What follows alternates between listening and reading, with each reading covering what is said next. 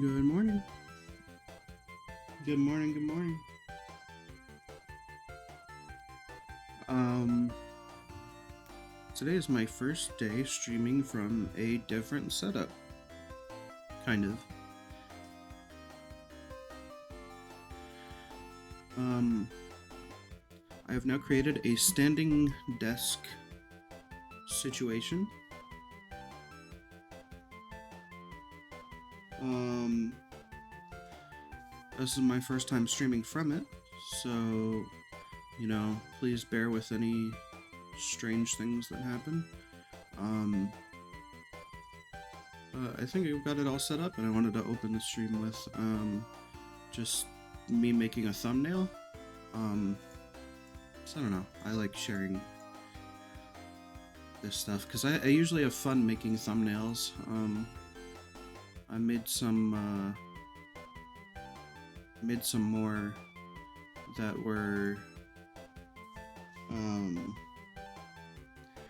usually when I do Palace of the Dead thumbnails, I'm able to have a lot of fun with them.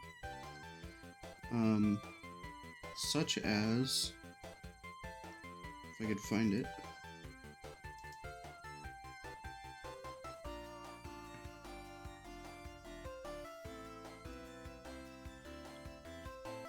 Such as this. I usually have some fun with them. I think they're funny. They're fun to make. Pretty basic edits, but I don't know. There's some way to express a little bit of creativity.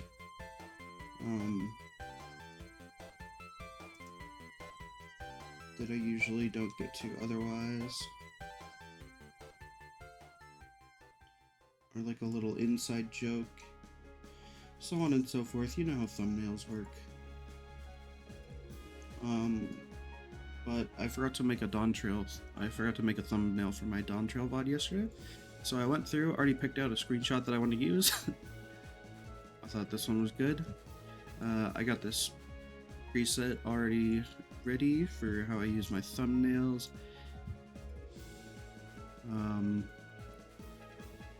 Yeah. This one's gonna be super easy. I actually think in this case, it might be funnier if it's as small as possible. Really? That's good. And I wonder if I can actually, what is it, distort? Isn't there a blur I can do? Zoom blur? I want to see how this looks. Right there. Focus.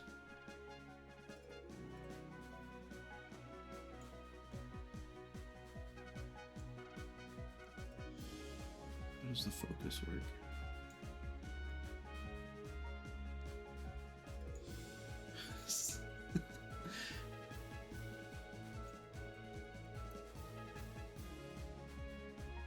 That's kind of funny, right? That quality? No idea what that does. This is at 1, maybe just like a little subtle one. It's not very subtle, but just like not too crazy. And then what I do for every single one, I think they look nicer. I do basically the same thing for everyone. I think it makes them look cool. I do a glow effect here. Kind of turn the brightness low because it usually jacks it up pretty high. To a point that, like, yeah, I think that looks good. And then you up that radius usually. You get a cool effect on that.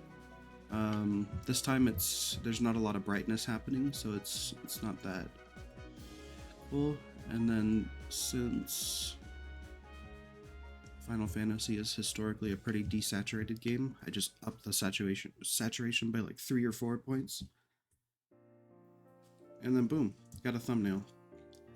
And I think that's pretty good. Thumbs 14 Dawntrail. Save as a PNG. Dawntrail 8. Alright.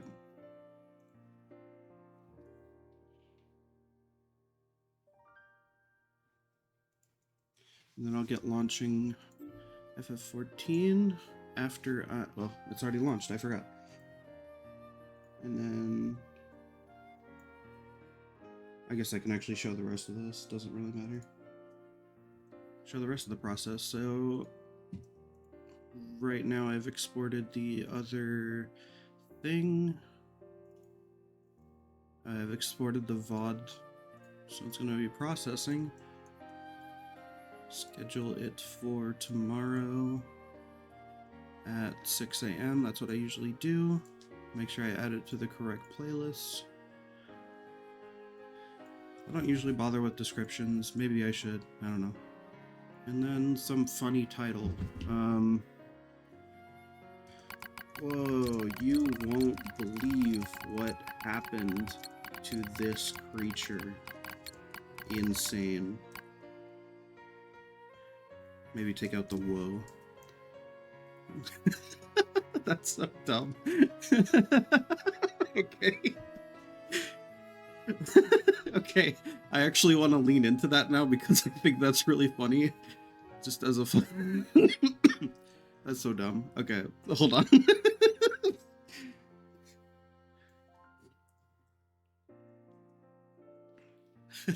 That's so stupid. Okay, this is not a circle. Turn it up to 7.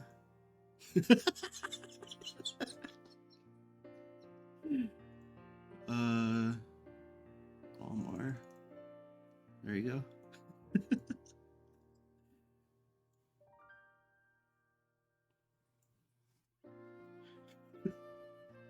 This is just a joke for me now. Dawntrail 8.5, I'll save it as, just in case I want to go back to the original one if the joke ends up not being that funny to me later. Okay.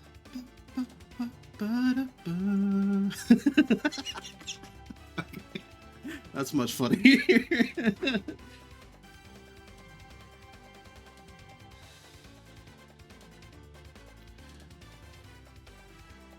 All right.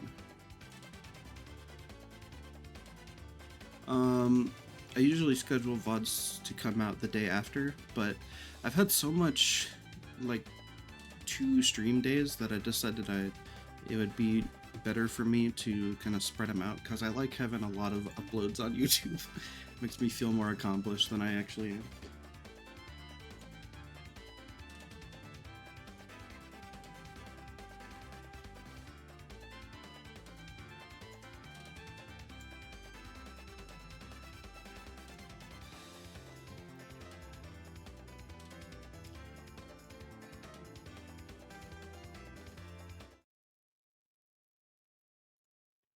Oh, sorry, bear with me while since I'm using this new standing desk setup, I have 3 monitors to deal with, and I have to look over to my side whenever I need to adjust something. So now I have chat pulled up on my phone and that, which feels a little less than ideal than I would prefer, but it works. It's gonna have to work. You know what I can do actually is I already have a phone holder like arm. I wonder if I can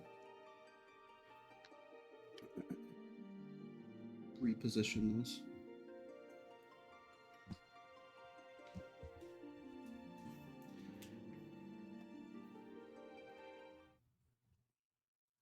But I wonder, I mean, I'm gonna try.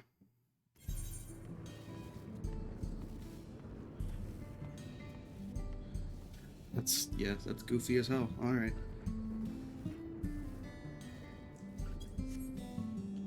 Alright.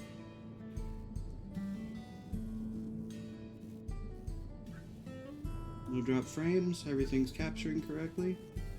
And mic's being picked up, and we are live. Let's continue with some Summoner gameplay. I did do the 2 Aether Current quests here. Unplug my headphones real quick. I did the 2 Aether Current quests in this area, so I did hit level 100 off stream. Apologies for not allowing stream to share in the celebrations. We threw a huge party. Everybody in the town came. In real life, the town that I live in real life, everybody came. They were setting off fireworks last night. It was crazy. That's why there were so many fireworks yesterday. And not for any other reason.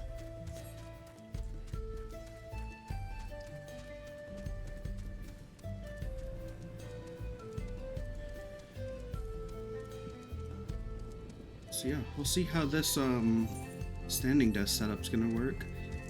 It's gonna be interesting to see how I fare later as I expend more energy standing than sitting. But I think that I've heard that this should keep me, I don't know, maybe a little more awake. I'm just, yeah, we'll see. Feels nice to switch it up finally.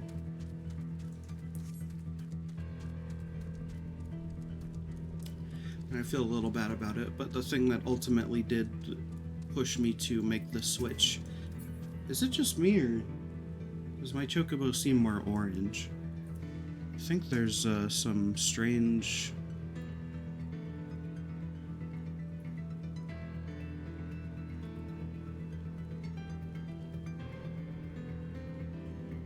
Maybe not. Color temperature warm. Okay. Hang on. Blank. What are you talking about? Stop.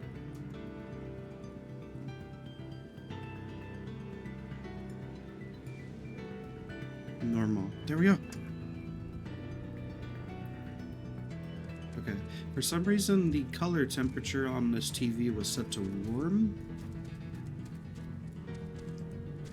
And I didn't notice it until I looked at my chocobo, because my chocobo honestly still looks a little more orange than usual. But I'll allow it.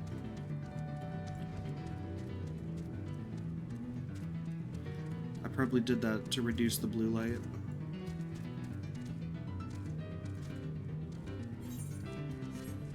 So that it's easier on my eyes. You gonna aggro? No.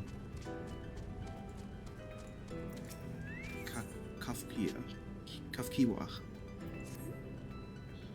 I trust you've gained an insight into the use of souls in Alexandria? It's shocking, I know. I was overwhelmed myself at first. I expect you'll need some time to digest it all, but for now, let's head back to Earth and Sky. At this rate, there's something I want to discuss with everyone. Let's take a moment before we head into the tunnel. Just realized if I do this just right, I don't want to push it. Well, maybe I do want to push it. Hold on.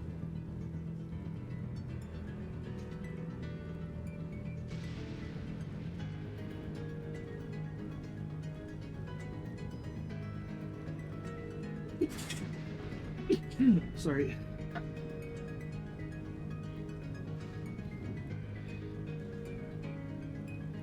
Okay, yeah.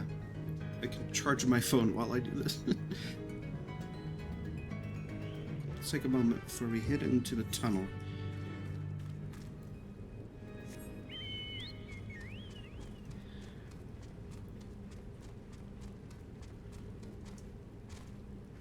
Boop, bonked you on the head, idiot. Aw, they're trying to fight me back. They got sad that I bonked them on the head. I summon Solar Bahamut!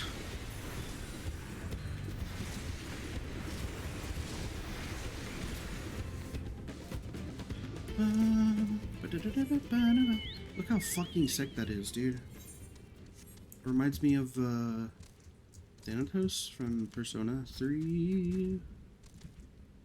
A little bit, just with the collection of swords it has at its back, like how Thanatos has Offens, I think.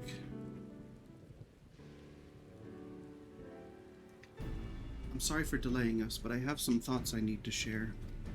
In both technology and values, it's plain there's a wide gulf between Tilialal and Alexandria.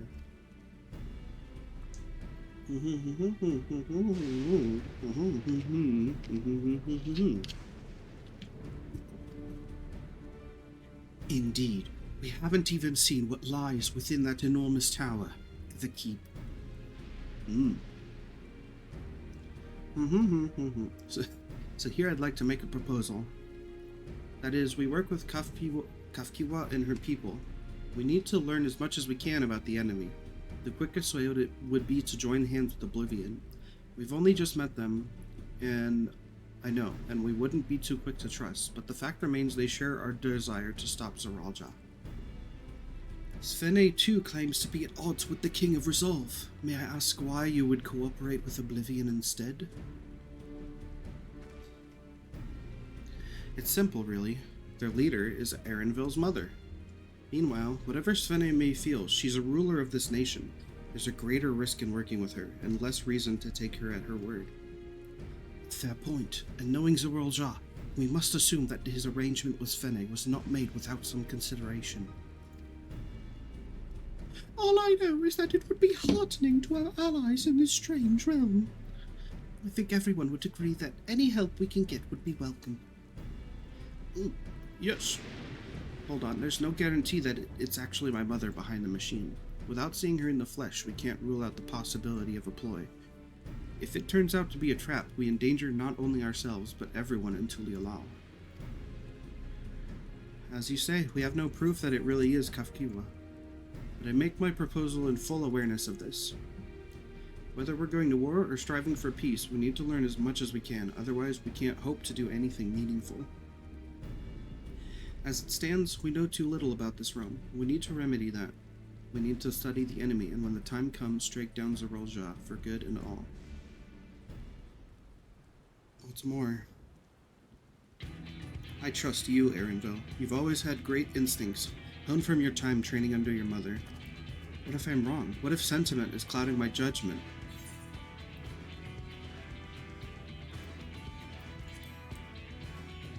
I trust you as well.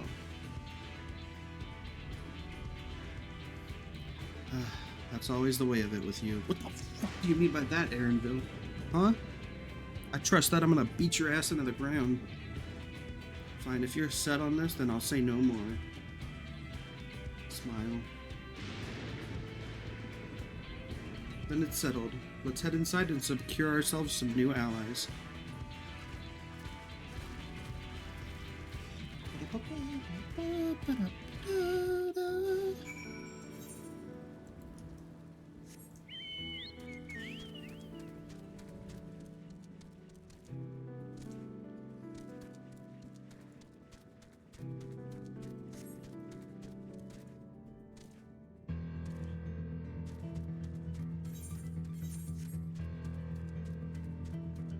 Earth and sky hide out.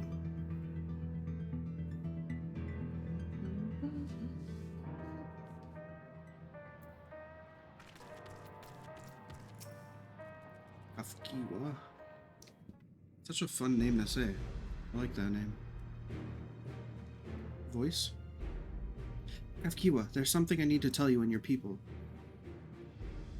We came here for no other reason than to strike down Zeralja.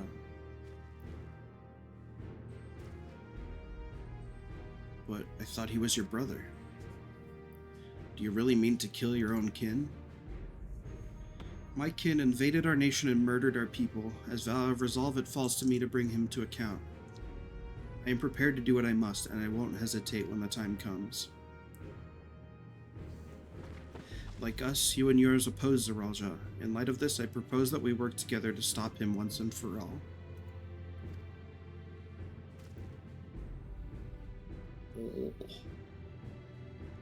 I realize that this is sudden, that it's a gamble to trust someone you've only just met.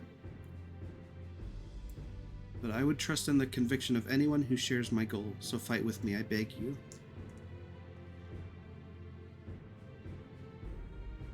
As you say, our goals align, and I don't doubt your resolve in the least. But if you hadn't proposed working together, I would have done so instead. Truth be told, it's been tough going at it alone. While we've gathered ample intelligence, we don't have the strength to take decisive action. Besides, how could we not trust you? You fed with my widow Elwoodville, Elenishbia. My only son is with you, my fussy little bun. He's all the reason I need. Smile. Then it's decided. Here's to a fruitful collaboration. Sorry, I keep hitting spacebar.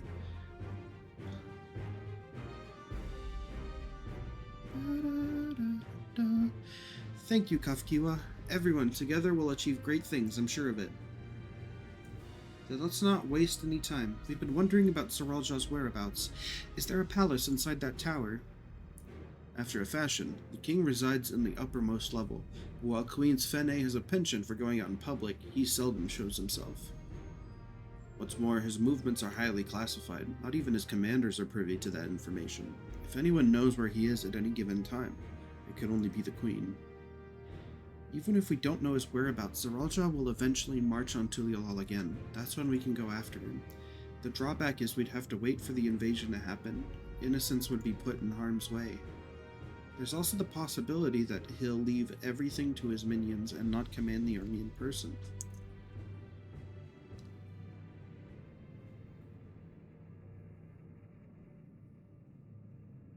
No, he'll take the field. What makes you so certain? My brother has always yearned to surpass our father. That's why he attacked Tulialal. After waiting for 30 years, the first thing he wanted to do was demonstrate his newfound strength.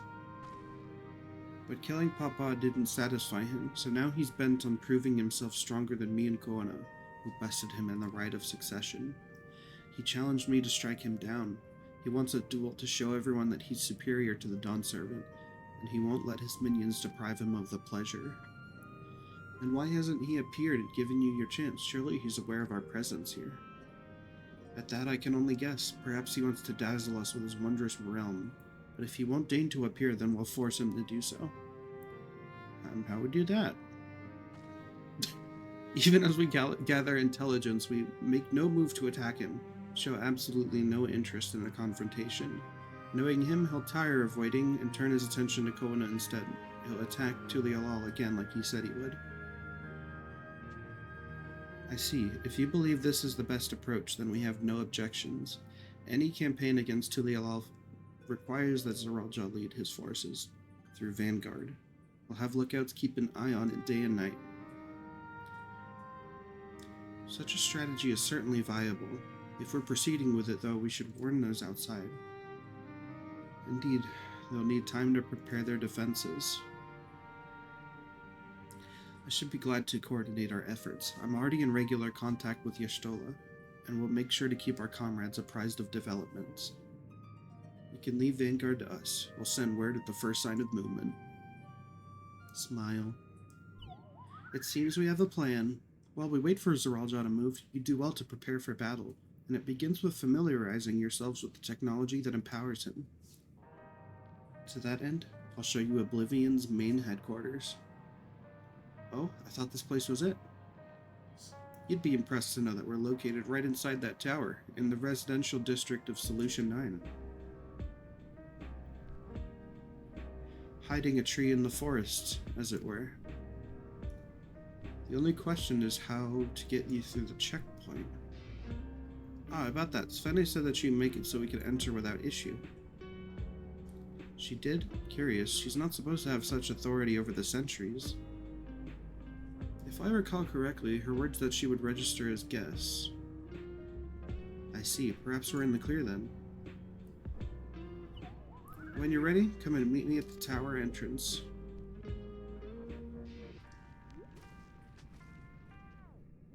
Before you head out, give us a moment to introduce ourselves properly, eh? After all, names are good to know when working together. My name is Geode. What? I thought it was Geode.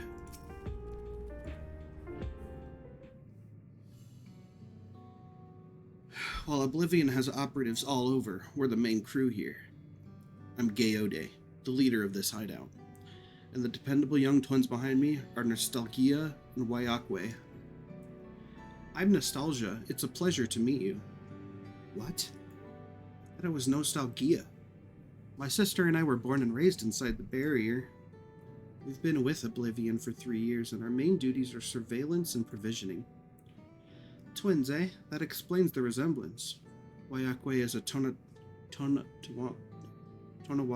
name, unless I'm mistaken. That's right. Our mother is Tuliolan, and our father is Alexandrian. They wanted to honor both cultures. They're beautiful names. Thank you. So I have no memories of my mother. I like to think I carry a part of her with me. So what made you decide to join Oblivion?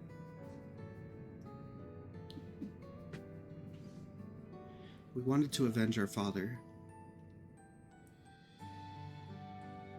Ambrose was his name, and years ago he was taken away after a scuffle with a soldier over a disagreement. It was a minor incident, so at first we clung to the hope that he'd be released. But when months went by with no word from or about him, we made the decision to remove our regulators. We had already lost the memories of our mother. We didn't want to lose those of our father as well. They've all forgotten about him now, everyone who had known him. That bastard, even here he thinks nothing of his own people.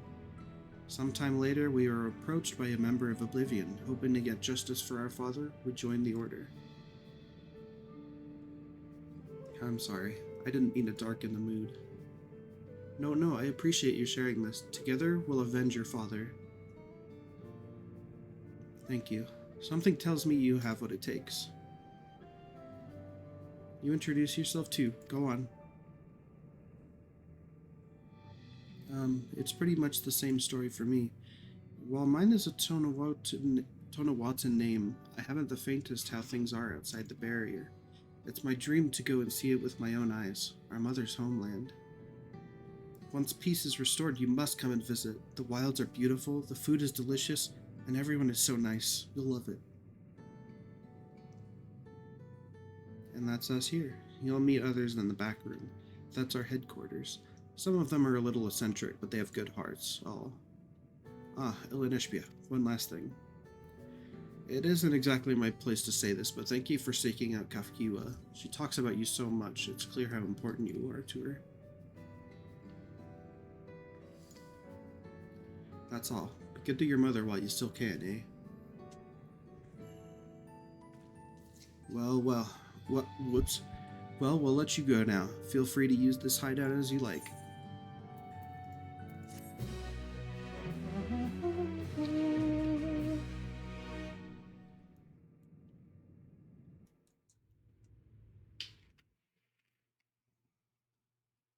Meanwhile, in Everkeep,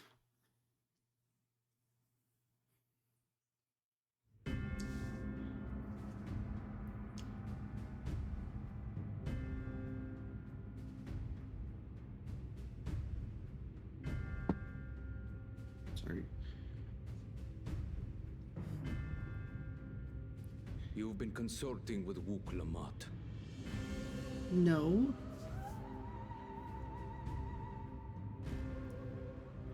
No matter.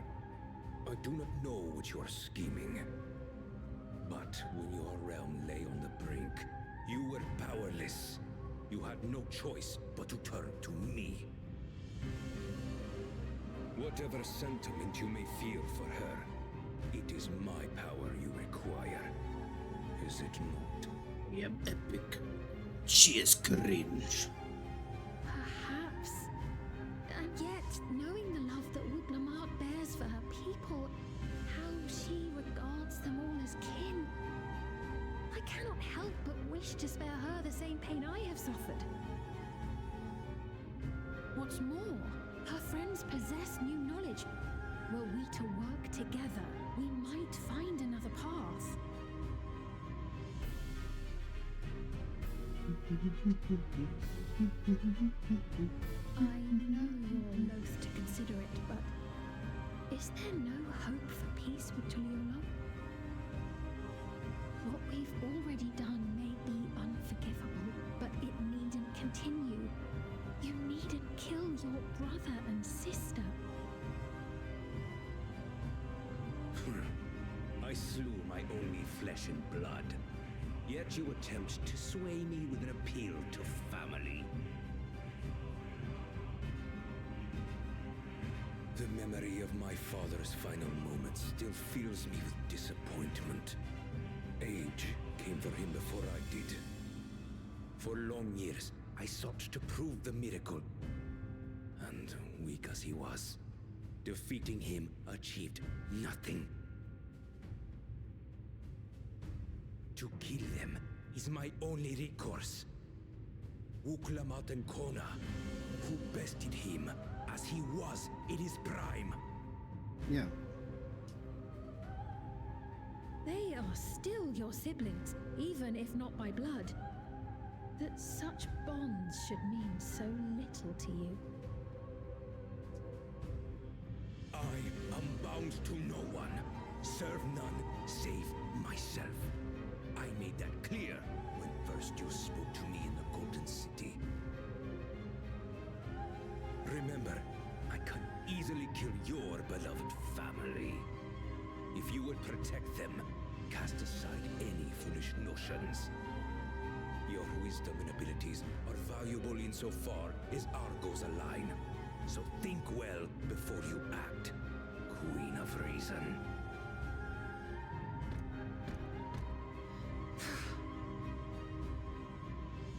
Wuklamat, if you are father's worthy successor, then you will find your way to me.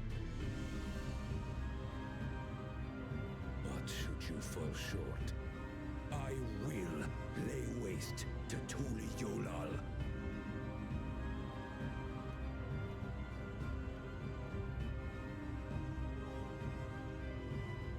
What now? So, if time is still proceeding in the source at the same pace as it was this whole time, then the amount of time we've been in here, it's probably been like 30 seconds in the source. So I don't know how much they can prepare for another attack. Also, wouldn't that mean that Link Pearl communication would be really funny? Because one end would be like...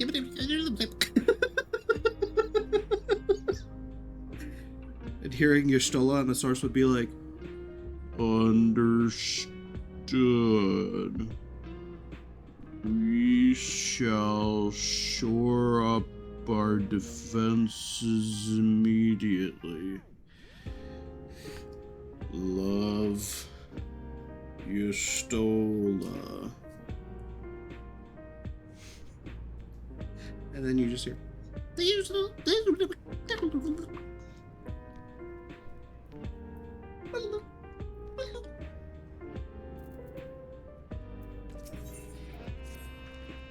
Right, Kafkiwa is waiting. Let's head to the tower. Oh, just walk through me, eh? Like I don't even exist.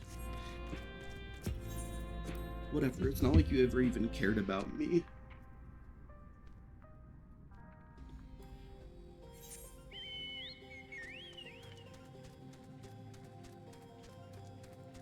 Solution 9! Solution 9! The moment we've been waiting for, Solution 9! I wanna go to Solution 9. I wanna spend there all my time. Solution 9, Solution 9. This time is mine, mine, mine.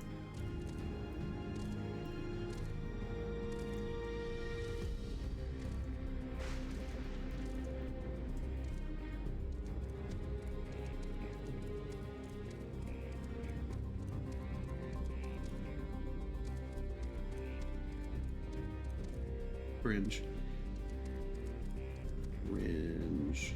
Hide information. Damn it.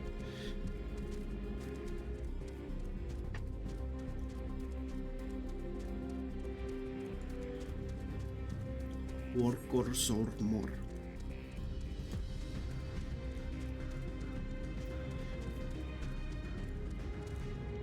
That's definitely a new vocal stem for me. It's the way Aaronville said Workor Sormor.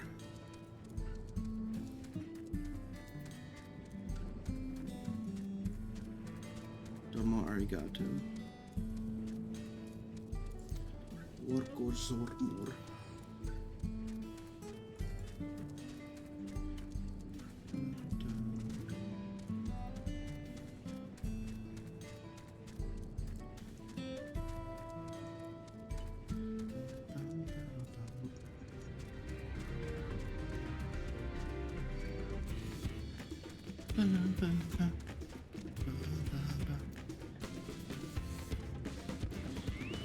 Do you still wish to fight me? That's right.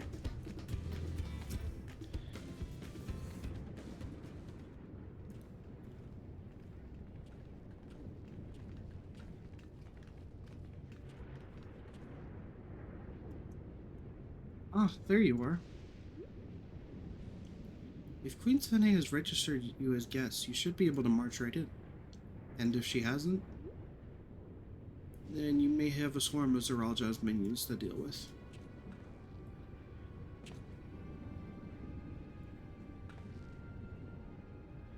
Nothing for it but to see if Sene has betrayed us, eh?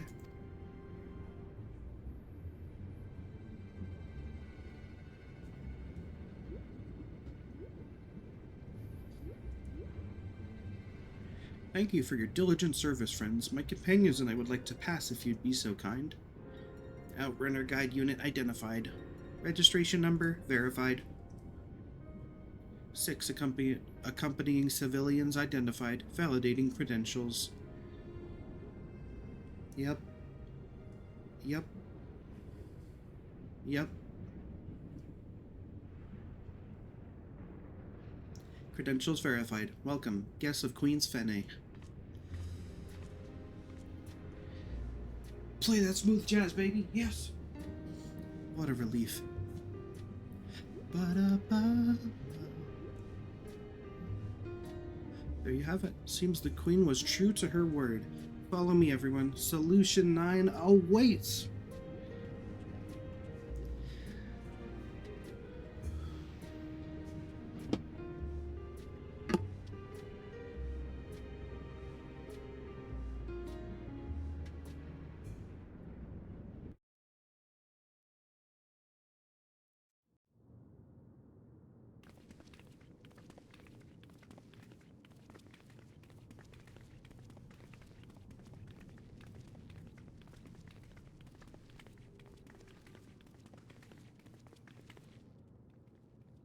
Ooh. Everkeep. A tower of electrope piercing a Damn perpetual it. shroud of storm clouds. It is Electrope. Occupying the 9th level of this 12-tiered structure is a residential district called Solution 9. In so naming their home, what hopes did its founders harbor for it? And did it prove the answer they sought?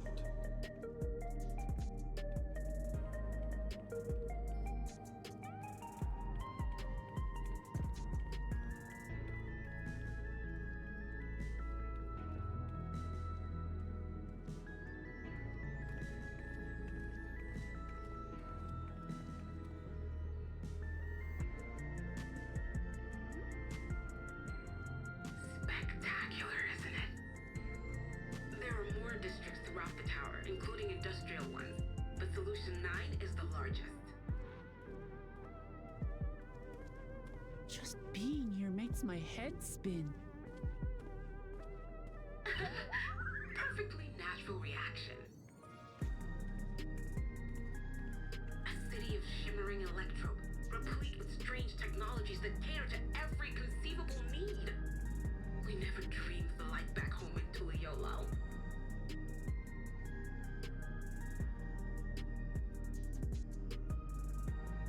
Now, while I go and explain the situation to those in the back room, why not take a moment to explore? I believe lived experiences are far more educational than dry explanations. And you want to know more about Sphene and Zeralja's dominion, do you not?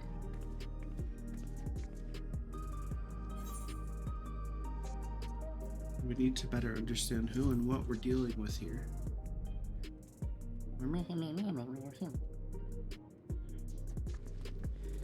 It's no less than our duty. Just to confirm, while we have been allowed inside, are we also permitted to roam? Absolutely. As Sphene's registered guest, you'll find you're exempt from the sentry scrutiny. The elevator to the uppermost level. I area should be fine provided you act like you belong. All right then, we'll show ourselves around. Yes. Familiarizing ourselves with the technology here will help us prepare for the battles to come. Mm-hmm. Yeah, sure, Graha. Try not to enjoy yourselves too much, or you're liable to attract attention. Once you've explored to your satisfaction, come to the entrance to True View in the eastern sector. The way from there is a little complicated, so I'll send someone to guide you. Understood. We'll see you later. They're so excited.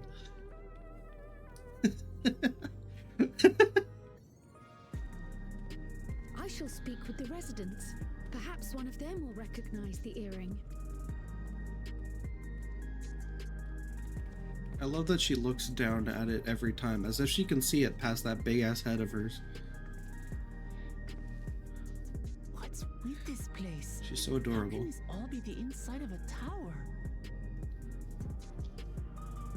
So, what aren't you telling me? Where are you? I've been dead for 40 years. I can't reveal yet. Precautions, you understand. Just know that I'm safe.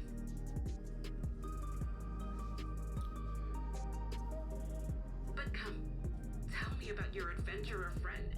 You seem to have a great deal of faith in her. You must have been through a lot together.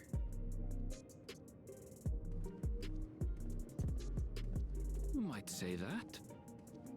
For instance, we found the entrance to the Golden City.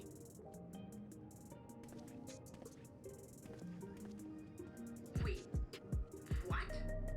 You did? Kalnishpir, why didn't you mention this sooner?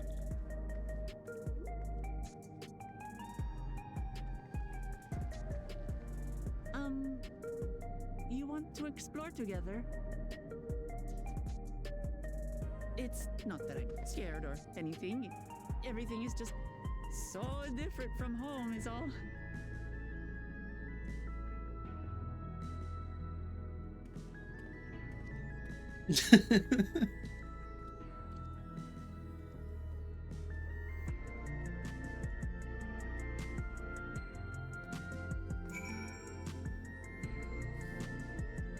God damn. She is decked out. I don't know. Is now an appropriate time to change into my fit?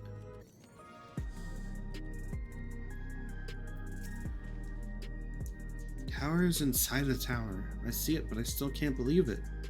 For now, I say we proceed straight ahead. If we feel like we're getting lost, we can always turn around and go back the way we came.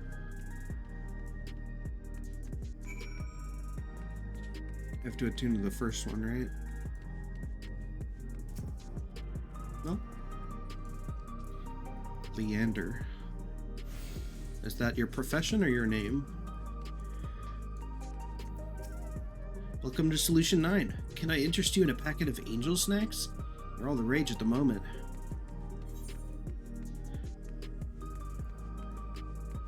I ain't trying no death sticks right now. God damn.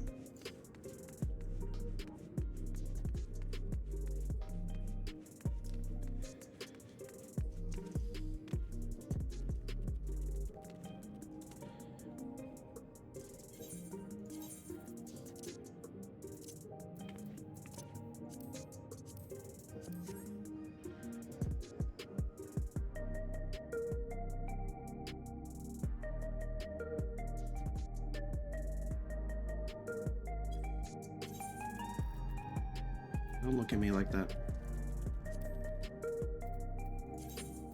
Stop staring at me with them big ol' eyes.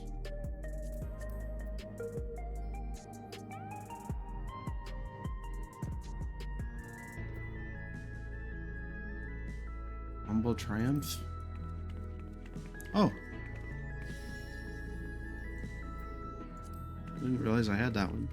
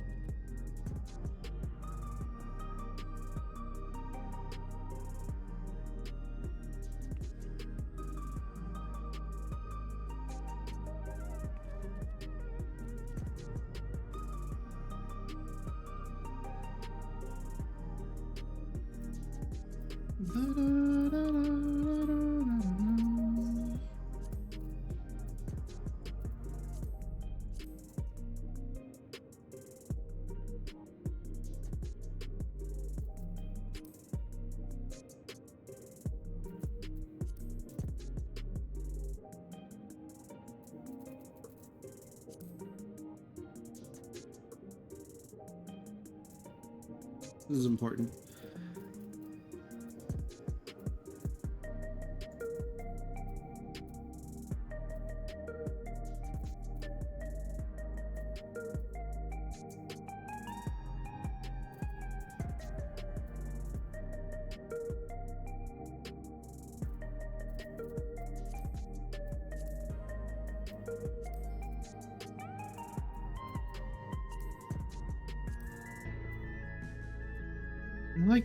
I feel like they goofed up on the depth of field.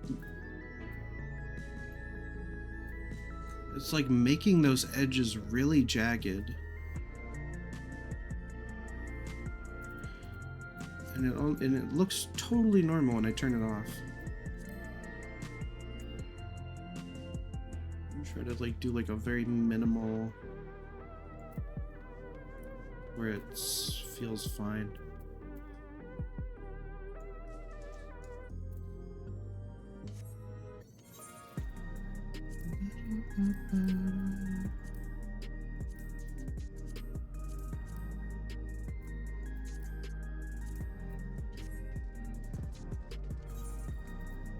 I see it doesn't look great.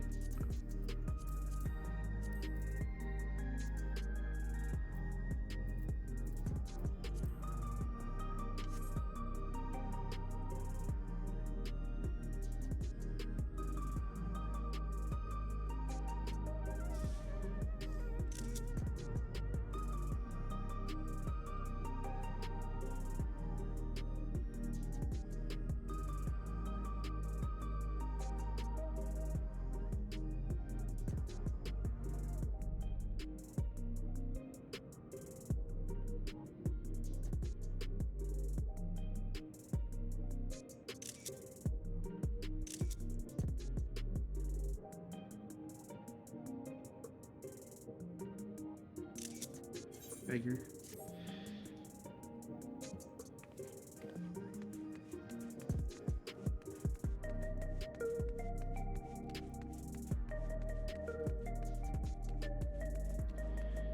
Lay node 9.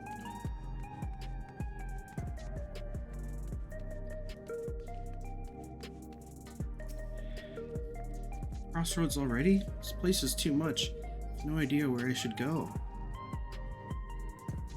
Right, I've made up my mind. Let's head to that building there.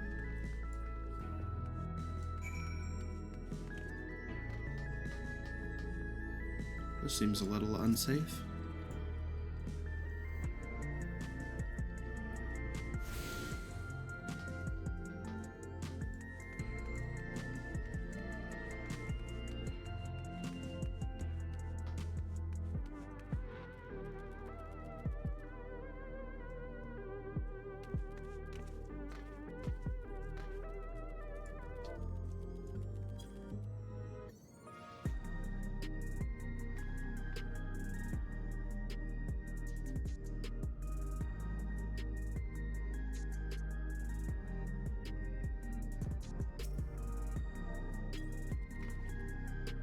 They even got flying people here.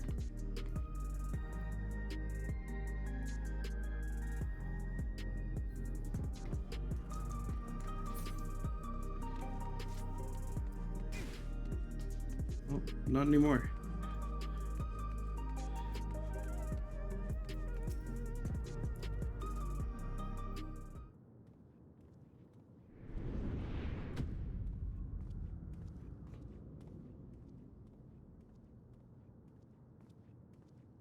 Ah, there you are, Lamati. Lamati. Sfere. Sphene. Sphene? I was worried. Was you it might have Sphene? had trouble at the checkpoint, but Thought I you see said everything Svene. went according to plan. Well, that's thanks to you.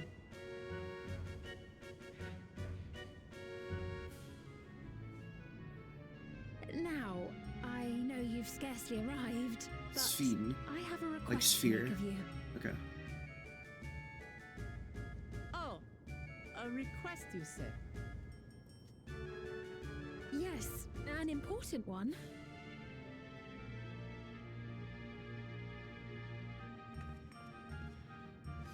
I love how unbothered everyone else seems to be by our presence and attire.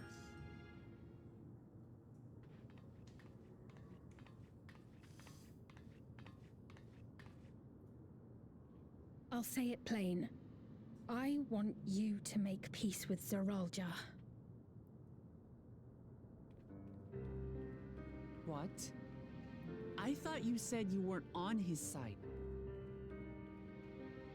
We have come no closer to seeing eye to eye, nor do I condone his methods. Be that as it may, I don't want you to fight him. I don't want you to regret a decision made in anger and haste. Unequipped with regulators as you are, the risk is too great. I appreciate your concern, but you ask the impossible. Zeralja murdered our father. His minions slaughtered our countrymen. He will never renounce his war. As vow of resolve, it falls to me to stop him. I know you love your people too, and so you must understand how I feel. Why I cannot, will not back down.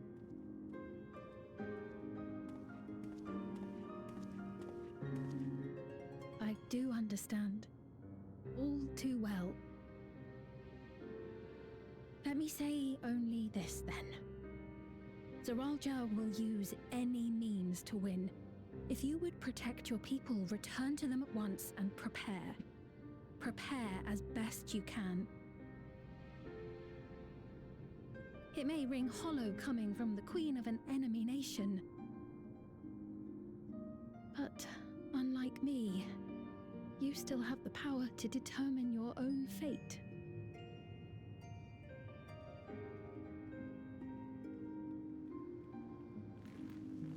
You really are a curious one. Look, you needn't worry for us. The same one that was walking We around have earlier. dependable comrades holding the fort in Tulihiola. They'll keep everyone safe, so we can devote our attention to affairs here. Please.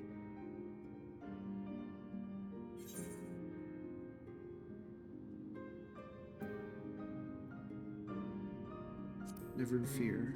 I'll be there alongside her.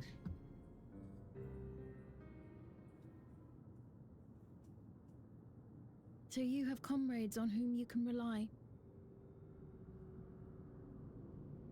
I envy you. You know, we'd like to learn more about you. About me?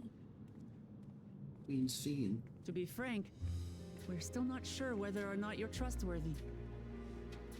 So, if you have a moment, would you show us around the district? That way, we can get to know you better. You're asking me, the Queen, to show you around?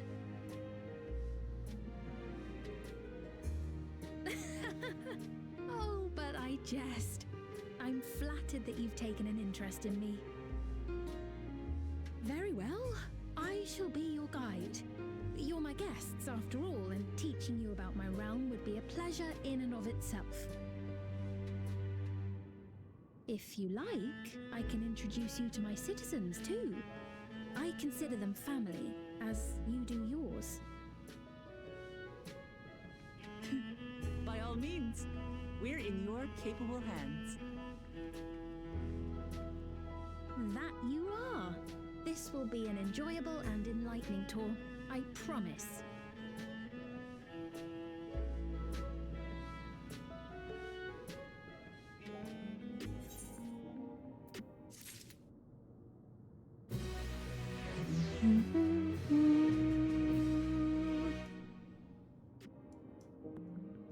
I get the feeling that there are crafters around here.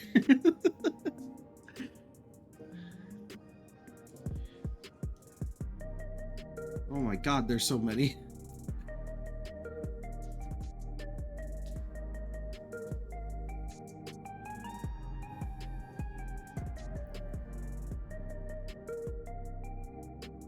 Hold on.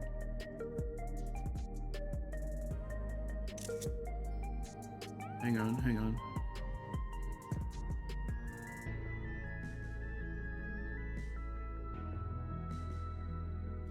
Waiting for the perfect moment. That's not... I'm waiting until the one right above her head says manipulation.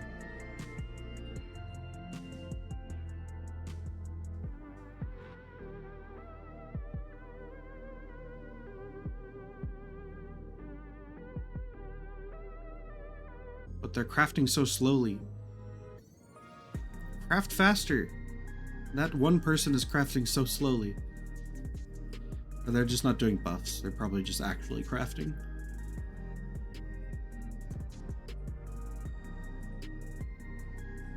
They're not going to do it again.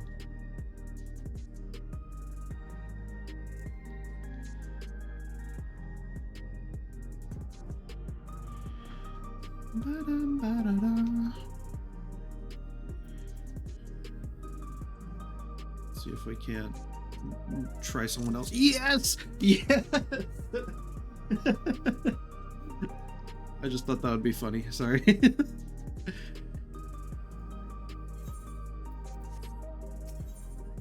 The Queen's Tour. Queen's Fiend. She's the Queen Bean.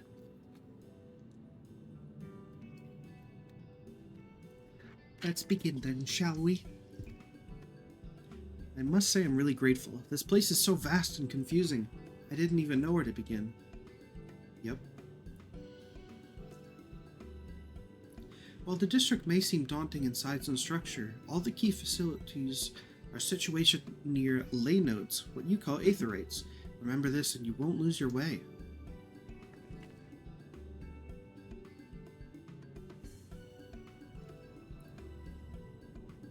Now then, seeing as it's right here, I will show you the Nexus Arcade first.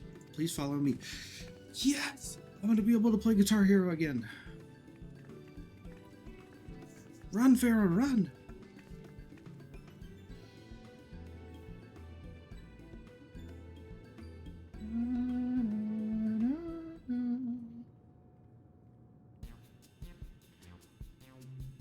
Jesus Christ. It's an actual mall. Lally ho! This complex is home to all manner of shops, from food and daily necessities to technological conveniences. You can find most everything here. Everkeep's interior is vast, as you've observed. This arcade makes it possible for people to acquire what they need in one centralized location. Amazing! How do you get to the upper levels? I don't see stairs. You see the glowing pattern over yonder? That is an automatic conveyor. Seems dangerous. Such contraptions are found throughout Everkeep, allowing us to swiftly move between faraway places. That will spare some walking. Are they also made from that strange metal? What's it?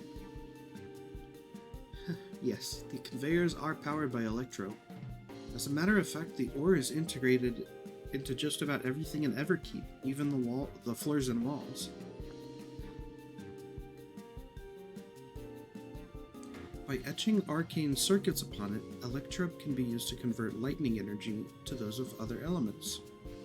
In so doing, we can achieve various effects. For instance, a conversion to wind produces flotation, which is required for the propulsion of our flying vehicles. A conversion to fire, meanwhile, produces light and heat, and it is employed in such devices such as street lamps and heaters. There are even self-heating cups that keep your drink warm. Can you make a drink cold if you convert it to ice instead? You certainly can. Our vending machines do just that. What's more, multiple energies can also be combined to produce some clever effects. For instance, by manipulating the air with wind while projecting light with lightning, it's possible to alter one's appearance.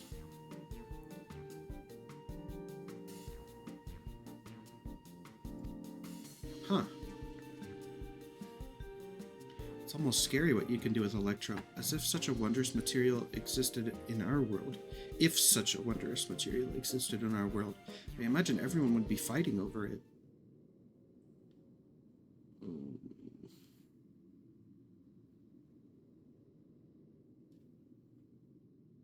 We did, didn't we? And by we, I mean you. No. This shop over here, what does it sell? Ah, yes. Let's go and take a look.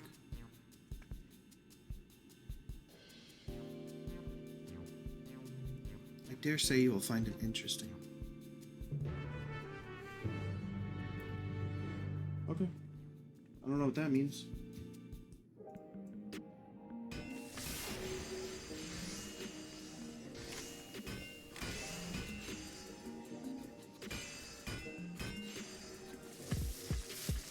I think I found the crafters, guys. Holy shit. It's a veritable city of gold in here. Hello, my name is Miscellany.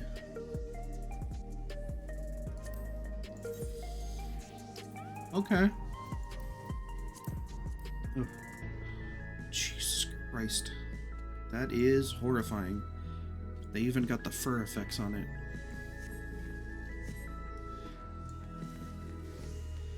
Collectible, script vendor. Hi there, my name is Ganister. This shop sells food. Those are items on the counter. That's food? I can't imagine what they taste like. Thought you might be surprised. Your countrymen were too in the beginning. Come, you must sample something. Choose one and I will purchase it. Welcome, friends. How lucky you are for Her Majesty to treat you.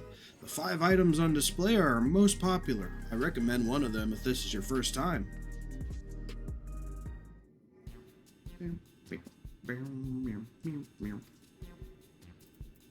Slab of pink hexagons. You just can't get away from those grapes, can you? The synthetic fruit pellets, they're our best approximation of the taste and texture of grape. I've never tried the real fruit, so I can't say how faithful they are, but there's no denying their popularity.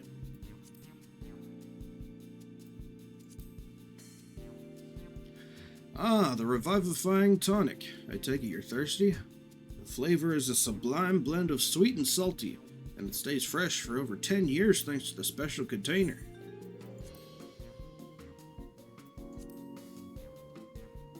The fuck?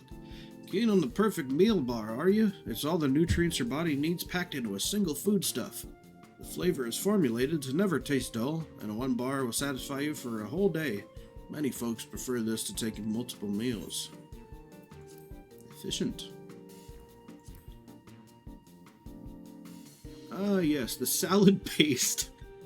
This is designed for those who are concerned about their figure. With its blend of 9 varieties of vegetables, it'll help your efforts to slim down. Fashion models swear by it, and you can't get enough of the stuff either.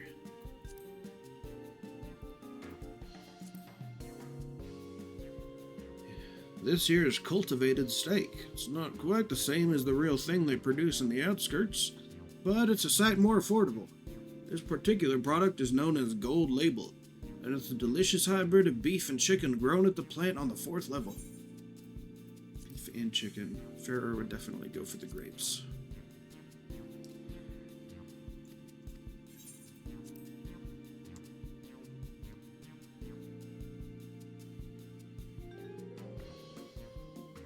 Oh, they're all very tempting.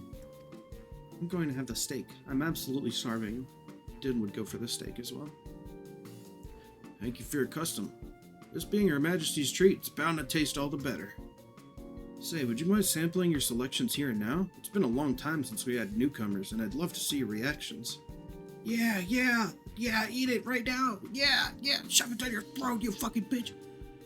This is a great chance to learn about Alexandrian culture, Farrer. Let's dig in. Yep. And so Farrer ate the synthetic grapes, and Wuk-Lamat dug into the steak.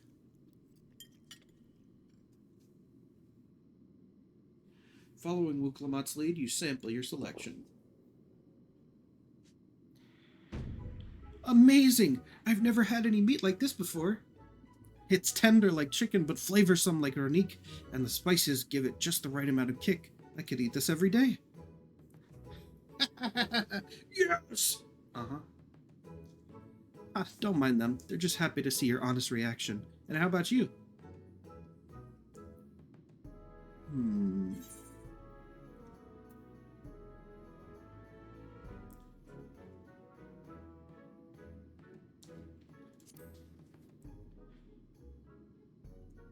Nah, Farrer would have said it's fantastic. I just fail RP'd.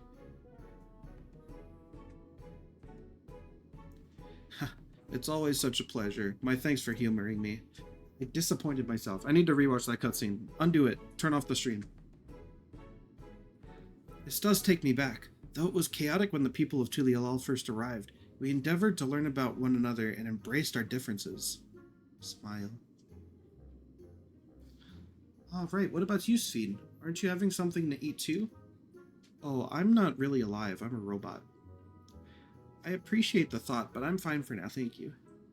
Alright, but what's your favorite food, if you don't mind me asking? My favorite food? Dude, she's a straight-up robot. Why do you wish to know this? Because I want to get to know you better, why else? The more you know someone, the more you grow fond of them. That's what my old man believed, and my experiences have led me to believe the same. My favorite food... Say anything. Say anything.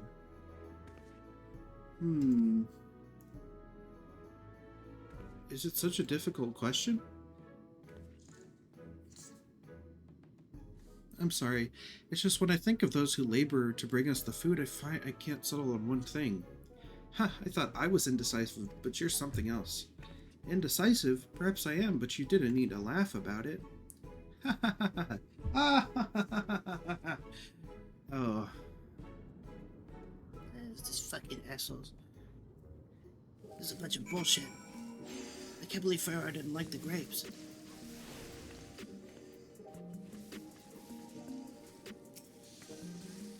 I don't know about you, but I'm satisfied. Let's keep moving. Very well.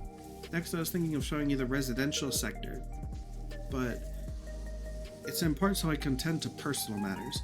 It's a visitation, to be precise, and I believe it will be educational for you as well. Would the two of you mind accompanying me? Not at all. Wonderful.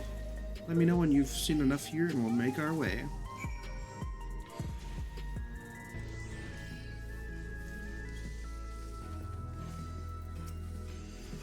Ready? Let's head to the residential sector. It lies to the southwest.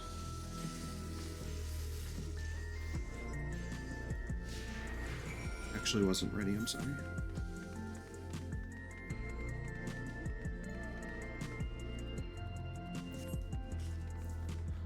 There's that fucking squirrel.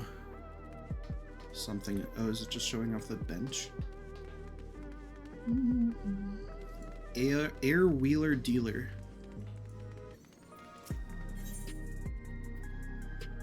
Holy shit.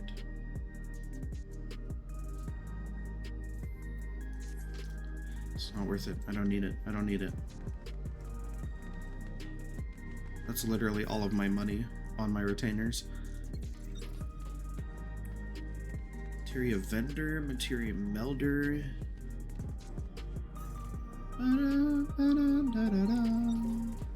Is that the only place we can go up?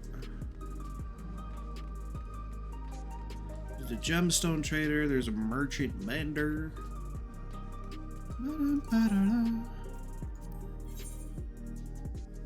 Yep, we got new weapons.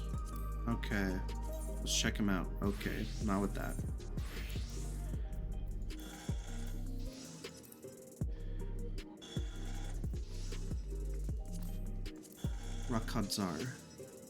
Rakaznar.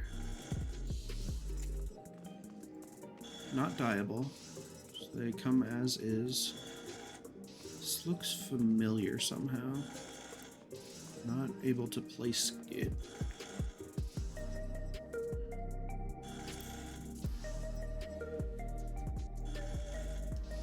Oh!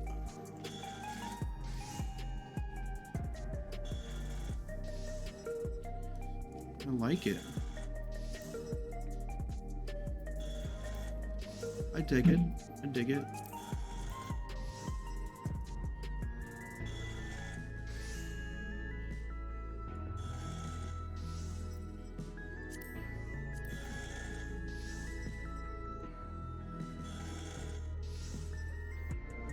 Huh.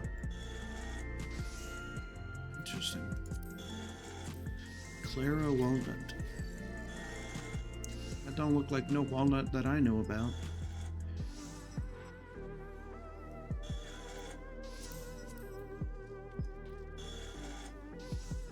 Dang, look at that brush.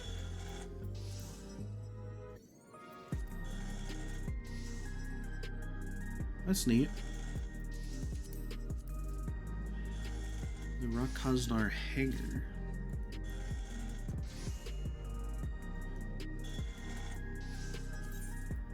Oops. That's what our summoner weapon looks like. Surprise, surprise, it's almost exactly the same as the scholar.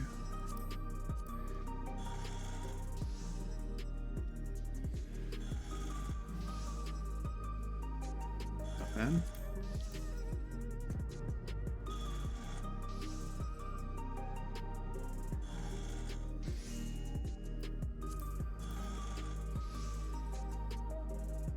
Ooh. Show me that. That's cool. This is one of the better machinist weapons I think I've seen. Show me the bow though. You gotta wow me with the bow. Oh, okay. Okay. Not bad at all.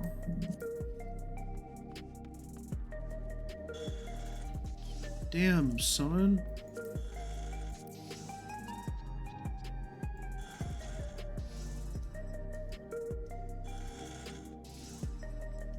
Those are nice.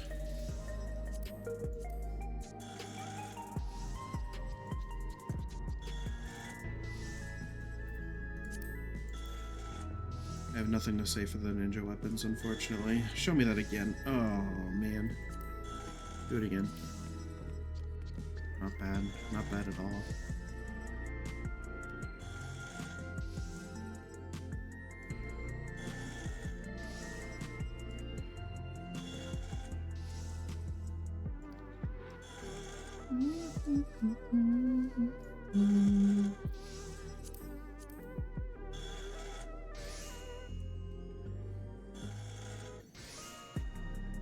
I kind of love those.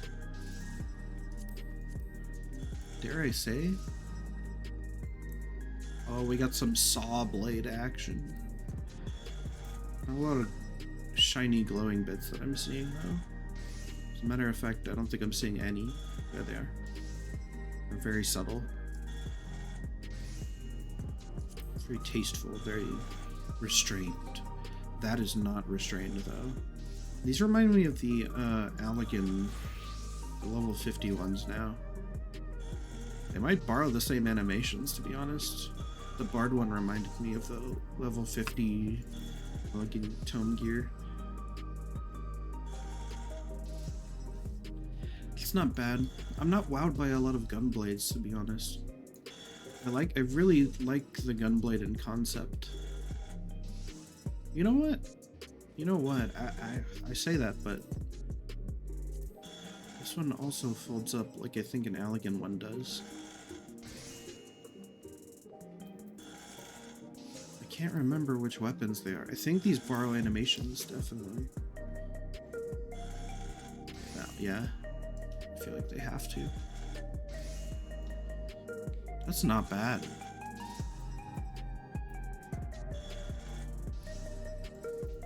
But it's just not, it's not it. It's not it for me. That's cool. Oh! Drop my waiter on the ground.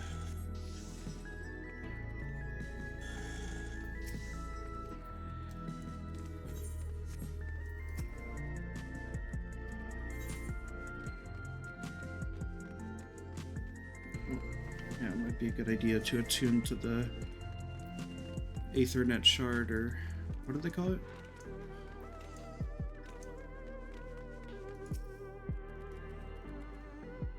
I forgot what they called it.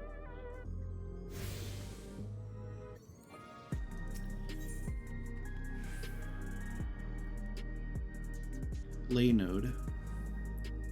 That's it. Called it the lay node.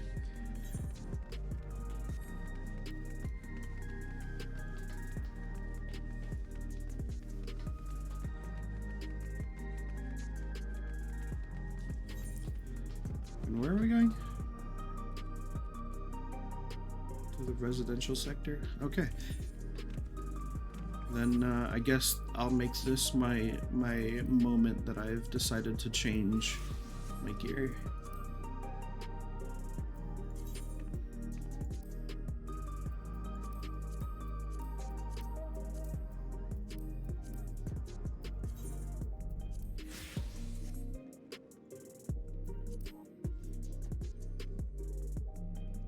There we go. I also gotta make a new fucking portrait. This one doesn't hit anymore. I made it this with the question mark, sad face, the worried face, because that was back when I hadn't like played that was back when I hadn't played any summoner in a year.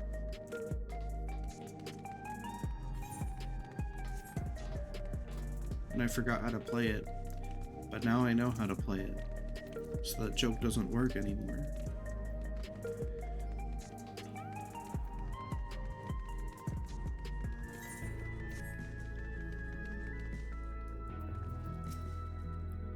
This is Mosaic, a cafe. Here you can buy drinks to enjoy while you relax. I see. In Tulialal there's a similar establishment called Shabali FTA. That's seashell in the local tongue. Is there a story behind the name Mosaic? There is. In our continent, the races are named for stones.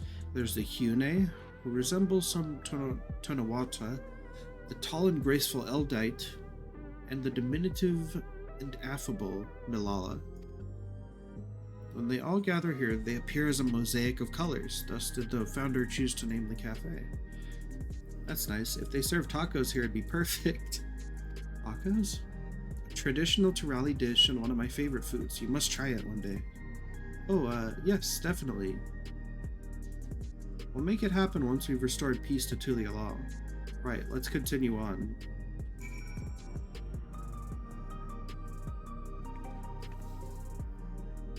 Oh my god.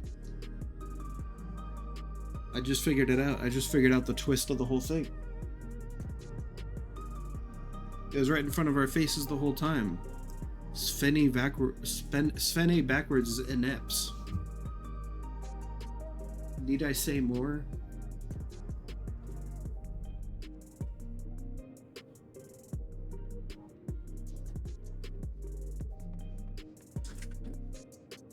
I probably do, but I'm not going to say anything, because then it would reveal the fact that that doesn't mean anything, and my joke doesn't make sense.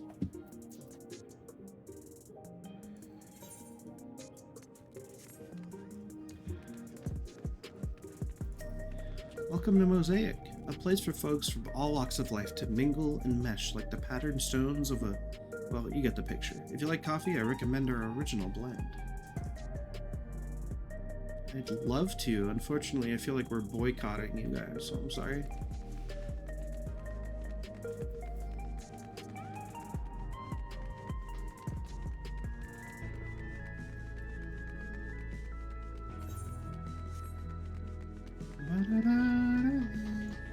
I can't wait to live in the Solution 9 residential district 5 years from now when Shadowfuckers releases. And here we are, the buildings where our citizens live. They're massive, each one is bigger than the palace. They have to be, for just about all Alexandrians have apartments here. Lest you wonder, I'm here to visit some people. Their apartment is in the building on the left here at residential radius 914? 9-14? Residential radius? That's right. Come, the door opens automatically.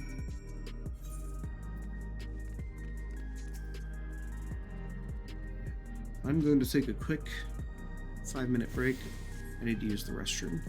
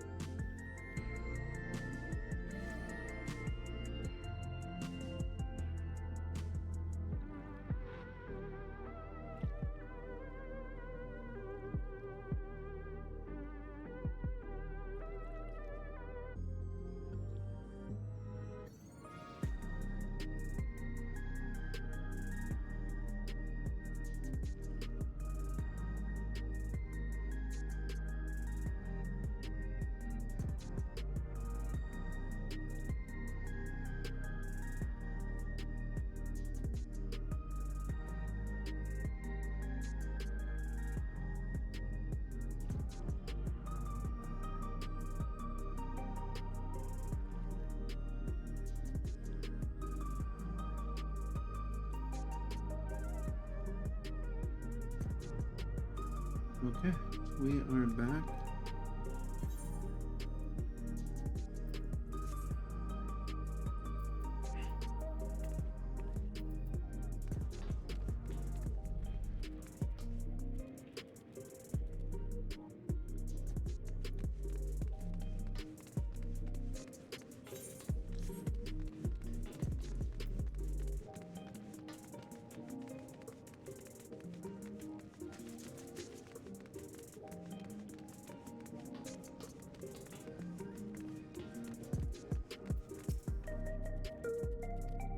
Oops.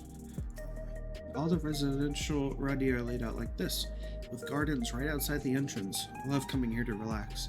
Technology's great, but I'll always need trees and plants, you know? Man, they got it all figured out.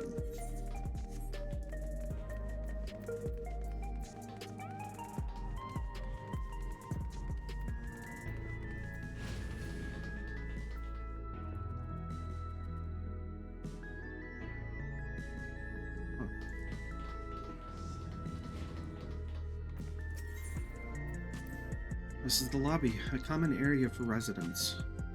I see, and what does that machine there do? The concierge, they look after the residents. If you require assistance or have questions, they would be glad to assist. Is that so? I have no shortage of questions, but I'll direct them at you for now.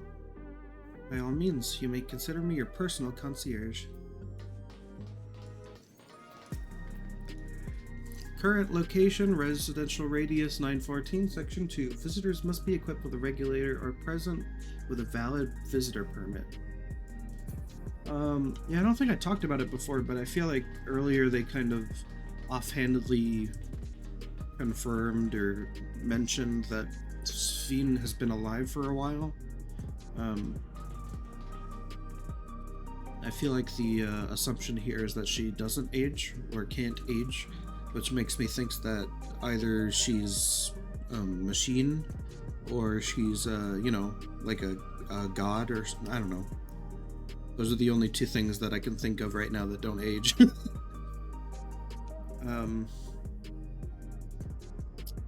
But she does have a regulator, which is interesting.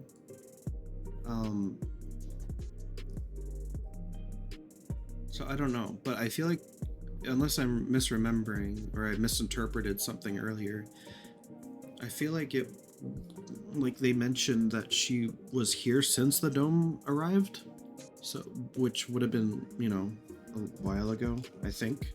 Maybe I'm wrong. I don't remember. Yeah, it would have had to been 30 years, I guess, right? Or longer.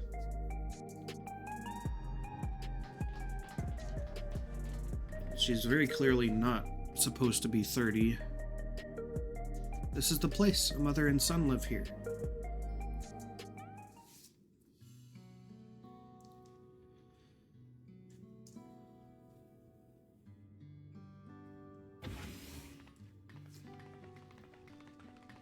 There's a mother and son that live here.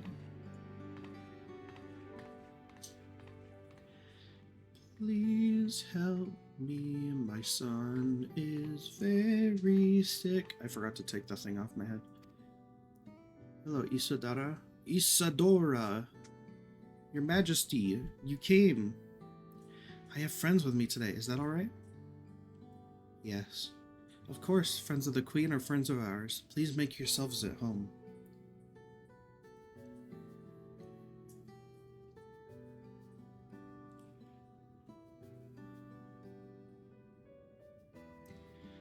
How has Milos been? There's been no change, but the symptoms are thankfully mild today.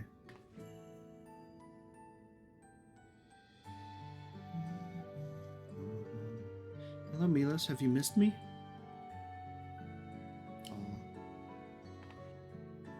My son was born with Levin sickness, a severe etheric imbalance towards lightning. As a result, he suffers from paralysis. He cannot walk and struggles to speak.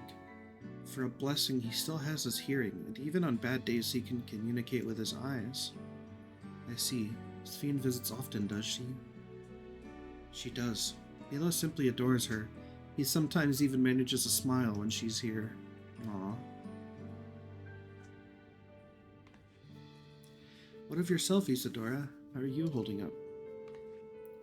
You needn't worry about me, Your Majesty. You always make time for us, and we have everything we need. I'm glad to hear that, but you mustn't strain yourself, understood? There's nothing you can do for him? Perhaps a treatment with souls, or...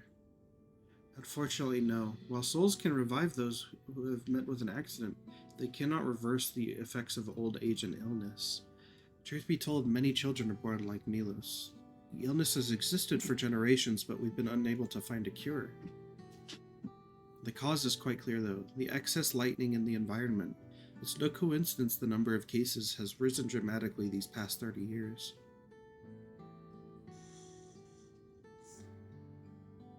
It's all my fault. What was that? I'm sorry, Isadora, but I must be going. I promise to make a proper visit next time with treats to share. There's no need to apologize, Your Majesty. If it weren't for you, Milos and I wouldn't still be here.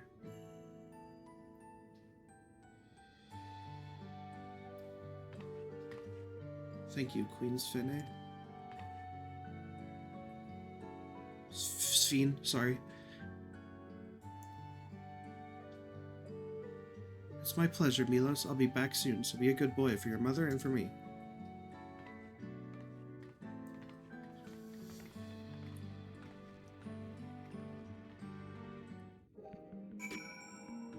Okay, so I guess theory time, since I have to talk about my thoughts on a stream and I have to be a person. Okay. Queen Sphene ruled over Alexandria, and she found out about this power of Electrope and the rocks and the stones, and the reason that she kind of went silent earlier when Wuklamot mentioned that people would fight over it is because it's possible that she did that, and in so doing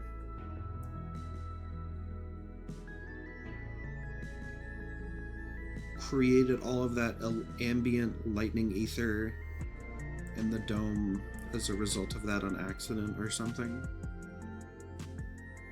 and she doesn't know how to fix it. Or maybe she's not willing to fix it.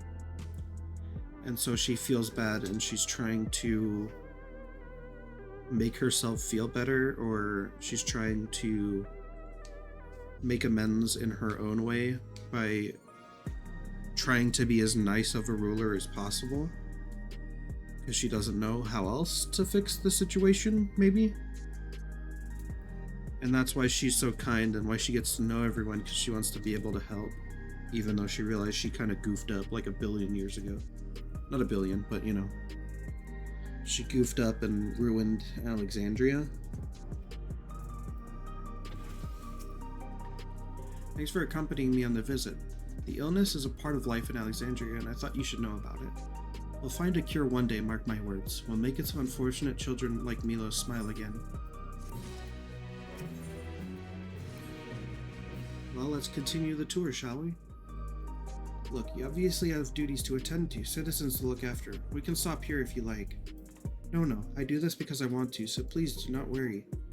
Next, I'll show you one of the district's most vital facilities, a place called Resolution. To reach it, we'll need to go by way of Lane Node 9, where the Aetherite is situated. Resolution.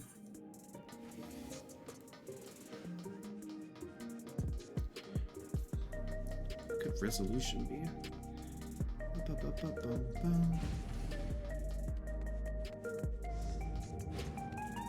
I forgot I'm on maximum graphics right now.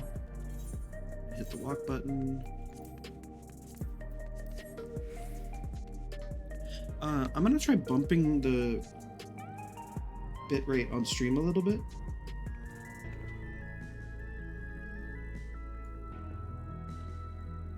By just 200.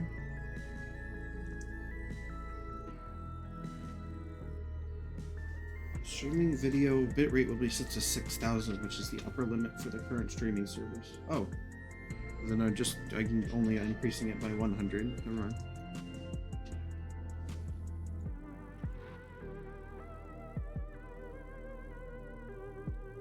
Okay, shouldn't have any problems, but I'll watch it for a sec. Do a little running around in circles, jumping up and down.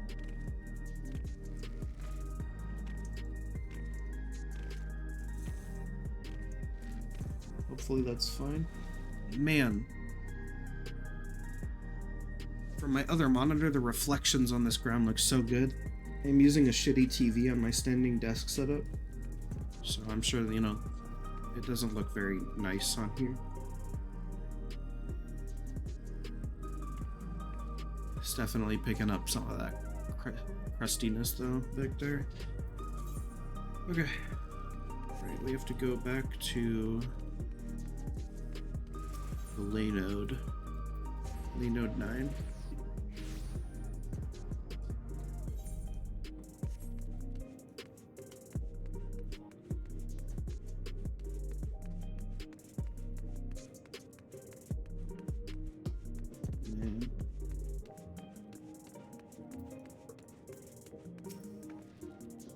The conveyor ahead will transport you to the government sector, where resolution is located. Markings on a conveyor indicate its direction, and there's a pair just like it on the other side.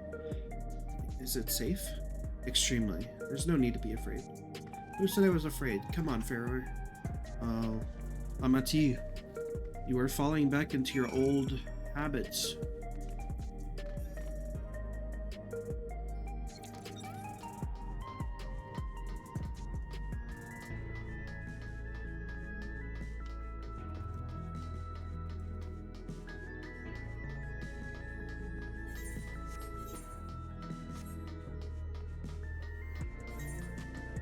This long walk up north is very reminiscent of Tulialal. What's going on down here? Recreation zone? They have a park here? Is there a slide? A jungle gym?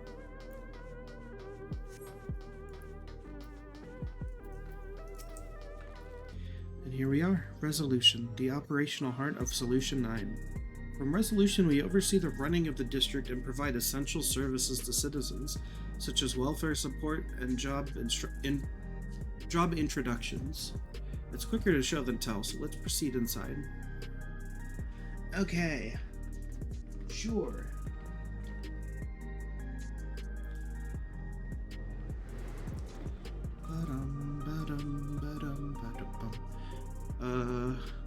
I can't read that.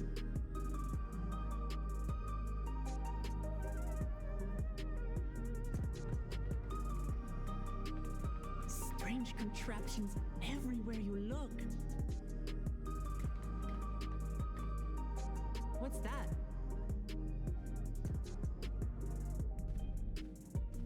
An infusion station.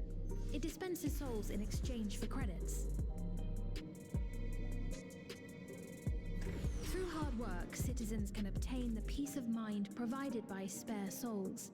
It's the way of life for Alexandrians and has been for quite some time. But I imagine it must be difficult for outsiders to comprehend. That's putting it lightly. To be honest, it sounds disturbing.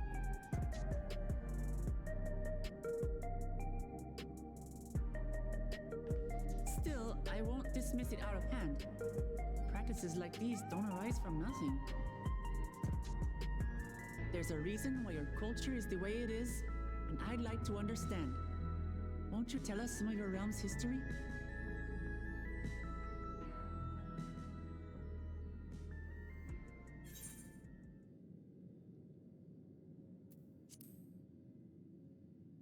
With knowledge comes appreciation, Batman.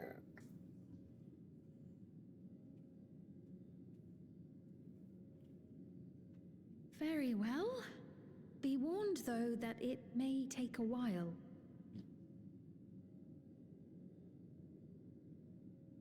In the distant past, over 1,000 years ago it said, lightning energy began to swell in our world. According to ancient records that date back around 8 centuries, the rainy season spanned a quarter of the year, during which time severe thunderstorms ravaged the land. 4 centuries later, this season had lengthened to nearly half the year. The trend continued, with our ancestors spending longer and longer languishing beneath storm clouds. Crops failed and livestock starved.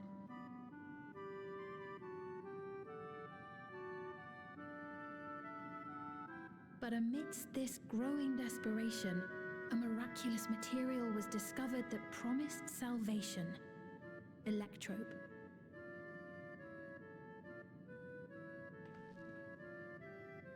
The stuff that's used everywhere here. Yep. Indeed. One day, when out inspecting a forest after lightning had caused a fire, a villager came upon a curious black ore none had seen before. Testing revealed that the ore possessed a singular property. It could store lightning and convert it to other energies. In that instant, the scourge of endless storms became a blessing. Dubbed electrope, the ore found use in myriad inventions and dramatically improved people's lives. So much so, in fact, that all nations soon became dependent upon it, despite the difficulty of obtaining it in quantity.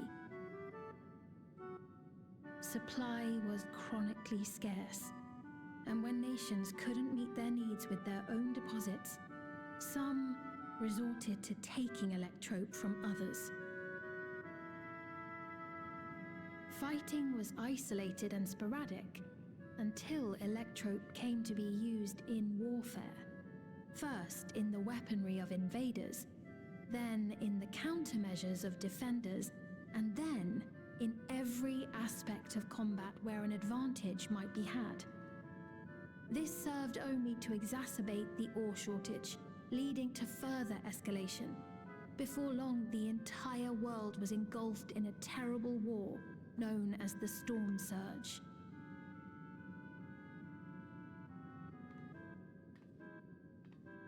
As the war came to a head, Alexandria's neighbor Lindblum committed its stores of electrope to the production of a weapon of mass destruction. They deployed it on the front lines and triggered a calamity of frightful magnitude. Fucking Sid. Not even their own scientists had anticipated the force of the lightning that was unleashed. The energy inundated the entire continent, laying it to waste. Jesus. So that's how your world came to be this way.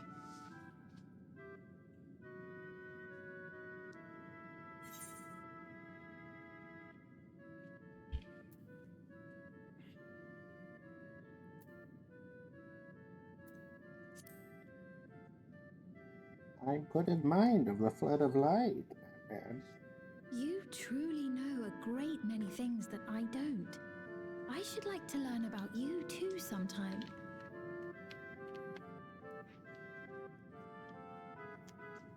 But to continue the tale, the people of Alexandria had already lost much to the war. They lost almost everything else to the Levin. Those who survived bore deep scars, tormented by the memory of loved ones taken too soon. Though they yet lived, the cruel spectre of death was with them always.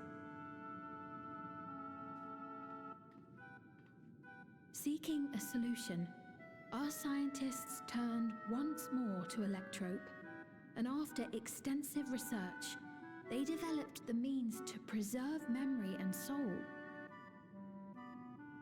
Physical death isn't the end.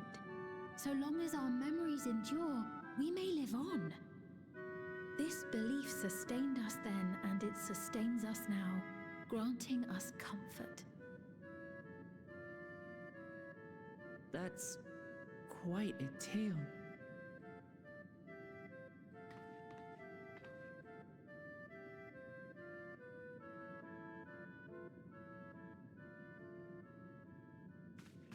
Your Majesty, Help me!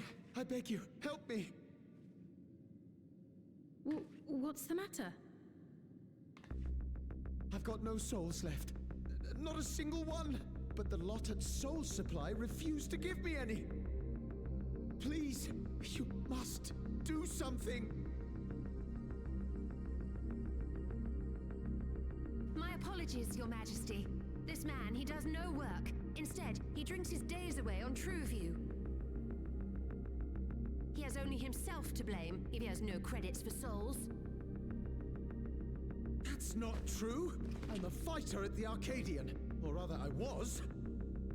I haven't been allowed to fight because of the King's decree. It isn't my choice. I see. You're a brave warrior of the arena. I want to help you, I sincerely do. But I cannot give you preferential treatment. Then open up the Arcadian again, so I can fight! I'm sorry, but that's not my decision to make. The king requires feral souls for war. He doesn't wish for them to be expended on amusements. You're useless! A queen in naught but name!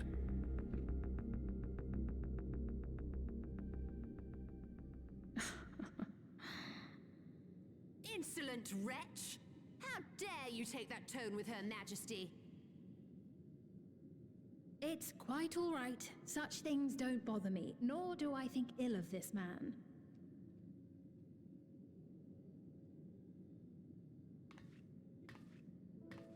Hear me. Though I cannot grant you a soul, I mean it when I say I want you to live. I love all of you equally, dearly. You are as family to me, and it pains me to see you deny yourself hope. I want you to find a happiness all your own, even if you must grow it from the smallest seed of joy. Out there, somewhere, is a reason for you to smile again. We all need to vent our frustrations from time to time. I will always be willing to lend an ear. Yes, Mum. Of course. Even without a spare soul, I suppose I'm fine as long as I stay in Solution 9.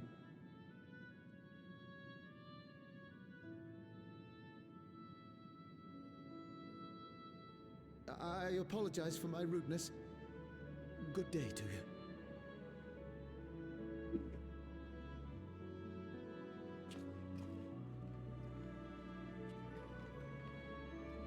Keep your chin up, my friend. And when you feel better, I'm sure you'll find another way to apply your talents.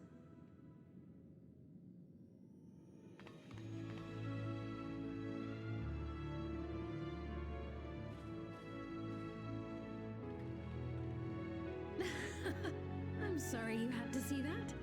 Let's keep moving, shall we?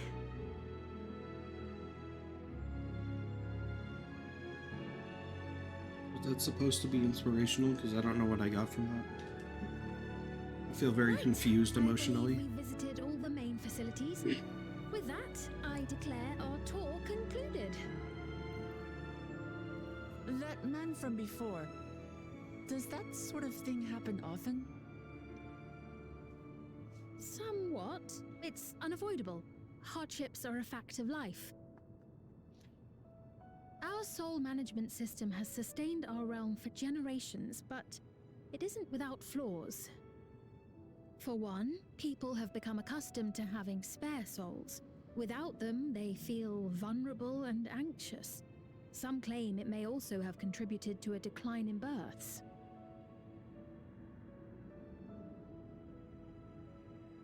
Just thinking out loud, but would it be possible to do away with the system?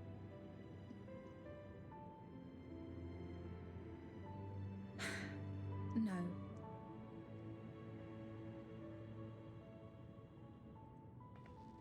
I know it isn't easy to change one's beliefs and way of life, The Mamulja had their reasons for their reliance on blessed siblings, much as you have yours for souls. What the fuck are you talking about? But if we defeated Zorolja, you'd be able to make all the decisions, right? Then we could work together to fix things, restore your realm to where it belongs, and see where we can go from there.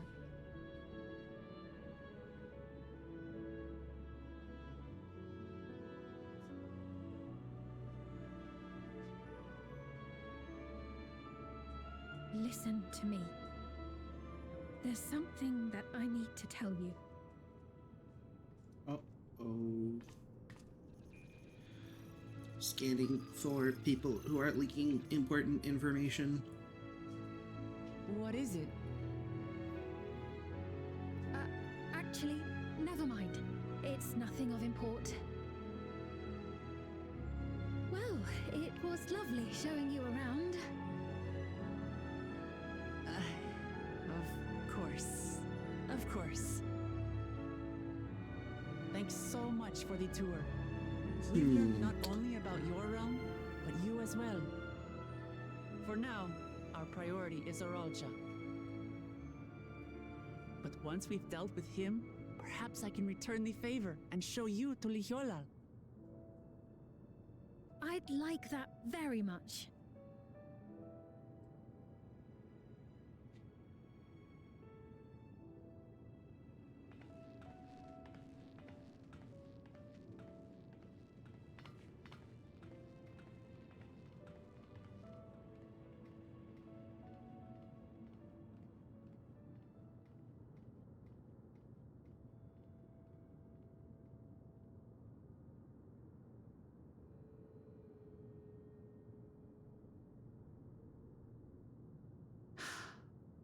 It seems I've no choice but to continue down this path.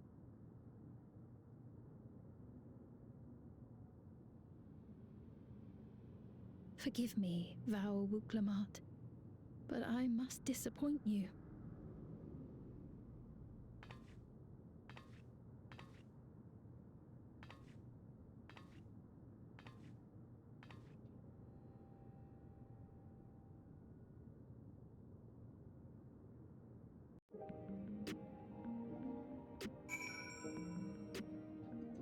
I'm confused and I don't understand what's happening.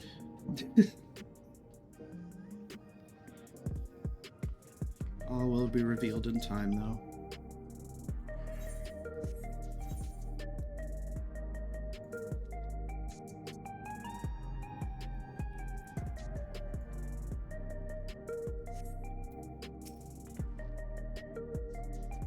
What was Fiend wanting to tell us, I wonder?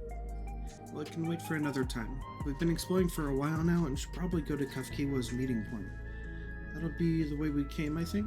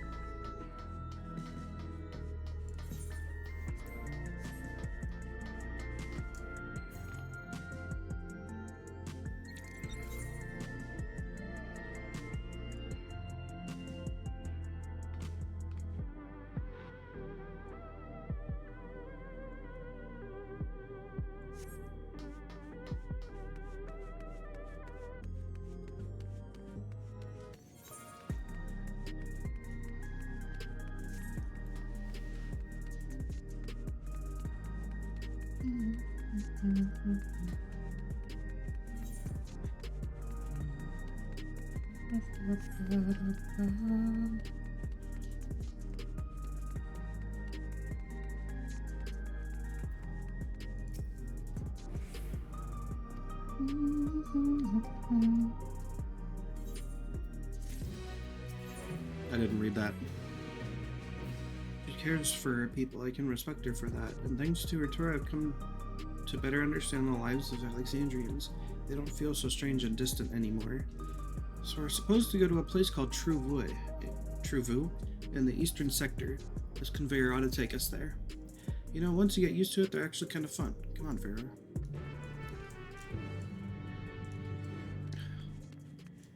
Yeah, I do feel like I better understand the plight of Alexandrians, but Queen's Fiend has become even more of a mystery to me.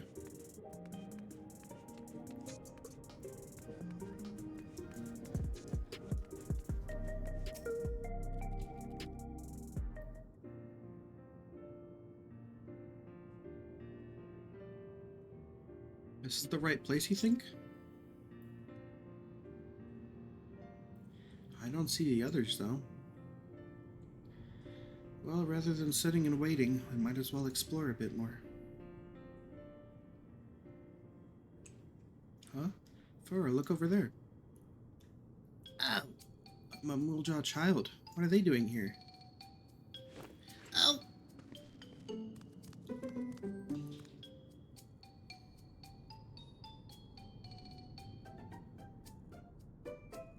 Does Zoralja have a child?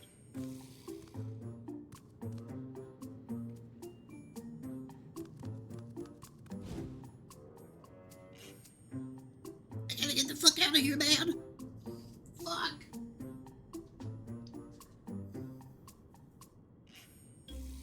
You noticed too, right? The resemblance to Zoralja? The blue scales of a Bunua with the features of a Hubago. This can't be a coincidence. At any rate, it wouldn't do to leave such a small child on their own. Come on, let's go after them.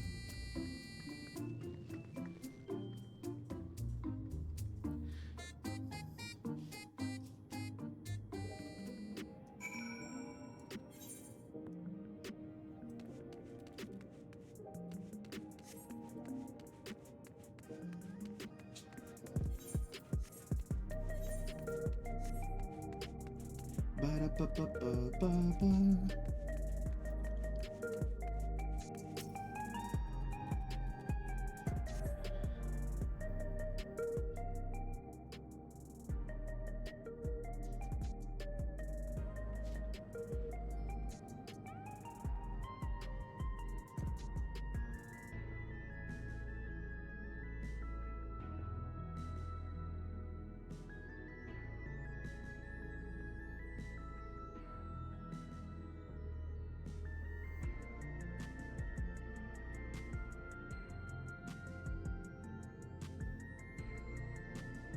This is true, Vu. I'm not sure what I'm looking at, but it does seem lively.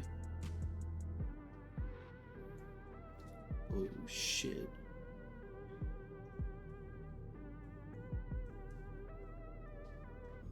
I know of this place from the art. That building is just about the only one that isn't lit up. Not open for business at the moment, I guess.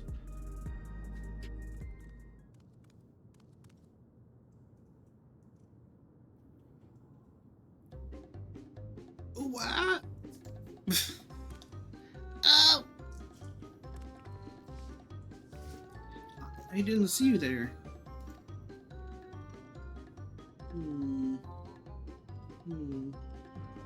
Listen, we don't mean you any harm. We just want to talk. Doesn't have a regulator on. A bit odd, don't you think? They run off when we approach only to suddenly reappear. Maybe they want to take us somewhere?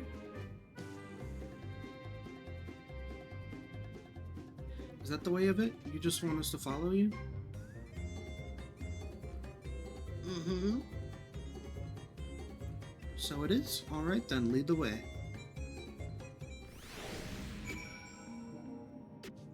I will follow you, strange, silent child. Once you choose to depart, Wuglamat will accompany you.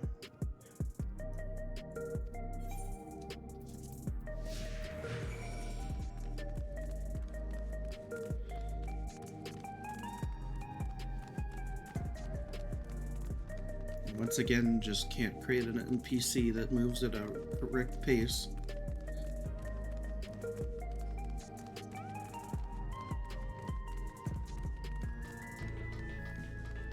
So I have to do this nauseating business.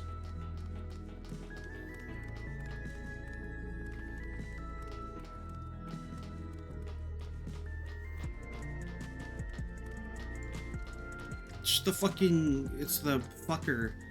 This is the fucker. This is the cool one. Are there more? That's the friendly animal from 9. And it's the worst one to look for because he kept kicking my ass.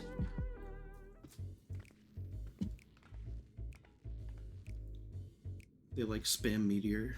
Is this where you wanted to bring us? The yawn, I think.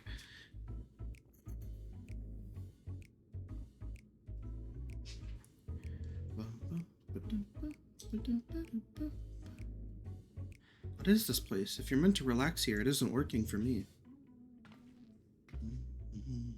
Hey, what's your name?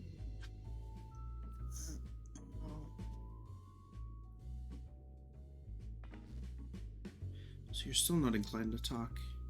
He'll only talk if he's completely comfortable with you. You know him? No. After a fashion, but never mind that. How about something to wet your whistle? Adorable as you are, it's on the house. I can recommend our special, Her Majesty.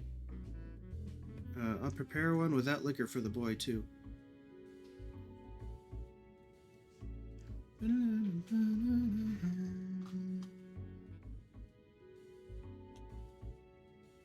Thanks, but no thanks. We're supposed to meet a friend named Kafkiwa. We ran into the child on the way, and he led us here. Oh, so you're with Kafkiwa.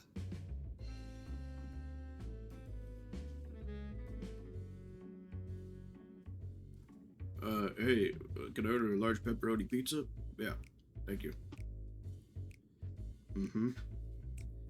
Yes, I was so fucking hungry. In that place, let's go and have a chat with Big Tassos there. He'll show you to a fun place.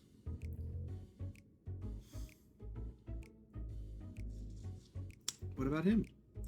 I don't think he's in a mood to talk, so he can tend the bar with me. This is taking a turn for the strange, but you don't think we're walking into a trap, do you? No. Damned if this doesn't have suspicious written all over it.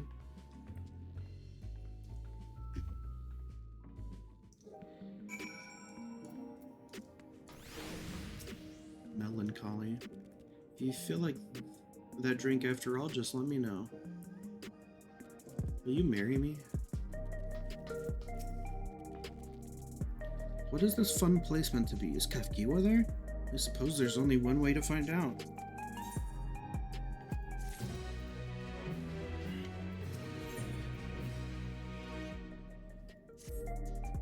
This area is normally off limits, but Kafkiwa's told us about you.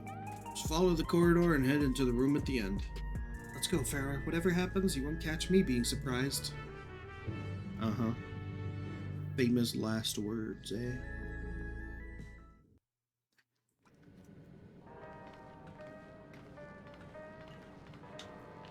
Wonderful! They're here!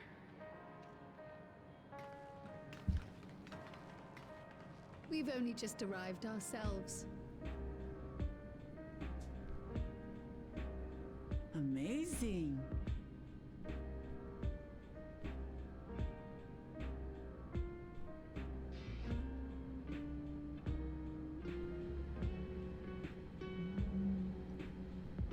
I bid you welcome to the back room. Oblivion's humble headquarters. Fuck, we're in the back rooms. No! No! A hideout tucked behind a drinking hole. Brings back memories, doesn't it? I have no idea what the fuck you're talking about, Elze. Our Stop members talking here are nonsense. mainly creators and adapters. That is, scientists and engineers who specialize in electro. They use their skills to provide support to our field operatives. Geralt, Shale, be so kind as to give our friends an overview of your duties. No worries, I already know what he does. Well, there's provisioning. Gotta have supplies to fight a good fight, ain't ya? Luckily, we got the tools to craft most of what we need. Gathering intelligence is another vital aspect of our work. Everkeep's core system is a veritable treasure trove of information. You just need to know how to get in and find it.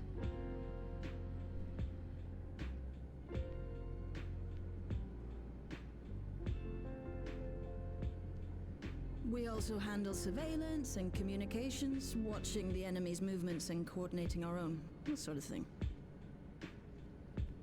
And among all our activities, we spend a fair bit of effort investigating preservation. The organization credited with laying the foundations of electrope technology. From the soul management system to Everkeep's design, their behind just about everything you see here. It'd be no exaggeration to say they made this realm what it is. But their magnum opus was without a doubt the power which was used to join Alexandria to Tural. Interdimensional fusion. Said power isn't unlike my summoning technique and the magic within Azam's crystal. Yet, though the effect is localized, to be able to fuse realities. Even with my knowledge, I struggle to conceive how it could be possible. Incidentally, the founders of our group, a husband and wife, were members of Preservation at one point. That they opposed the fusing of worlds, and so defected in order to prevent it. While not entirely unexpected, given what we have seen, this is still quite the revelation. By the by, that's an interesting earring you have there. A novel way of carrying a data storage device. Let's go. Oh, you didn't know? Well, as a precautionary measure against machine infiltration, we scan everyone as they enter. And when we scanned you, we detected a small quantity of electrope. Holy shit. Though it's been dressed up, that earring is a storage device and no mistake. Bought it from a shop here, did you? No, it isn't bought, but inherited.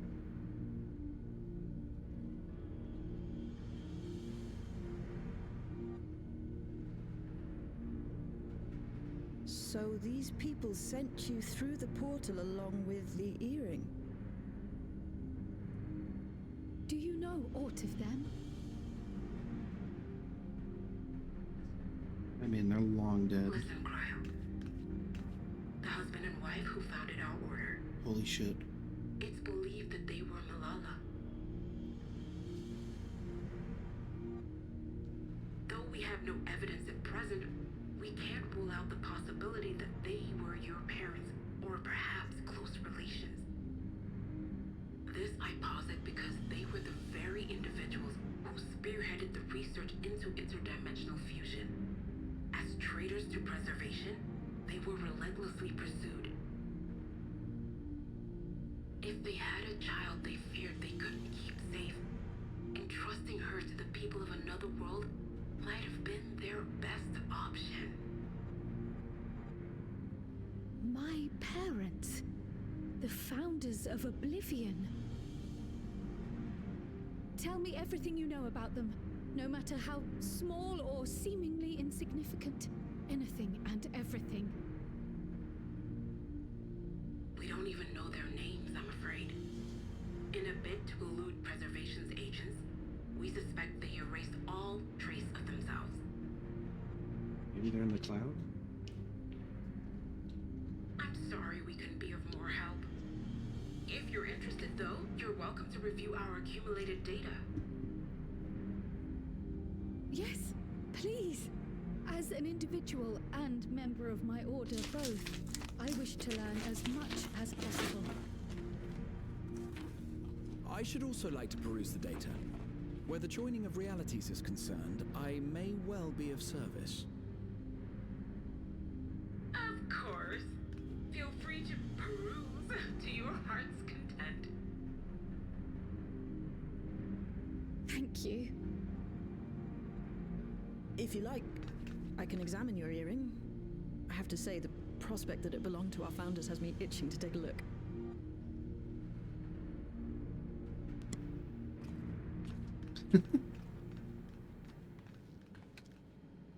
I dare say we have enough eyes to pore over your records. Is there any other way we might be productive? Not right now. We're still waiting for Zoralja to make the next move. In that case, Alice, would you mind accompanying me? Gladly.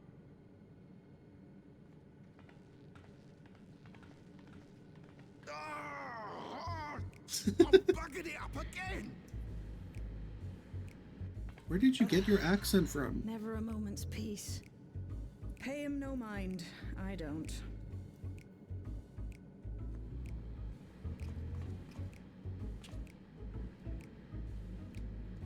Oi! You two there! Why don't you give me a hand, would you? Don't matter who. I just remembered I have matters to discuss with Shale.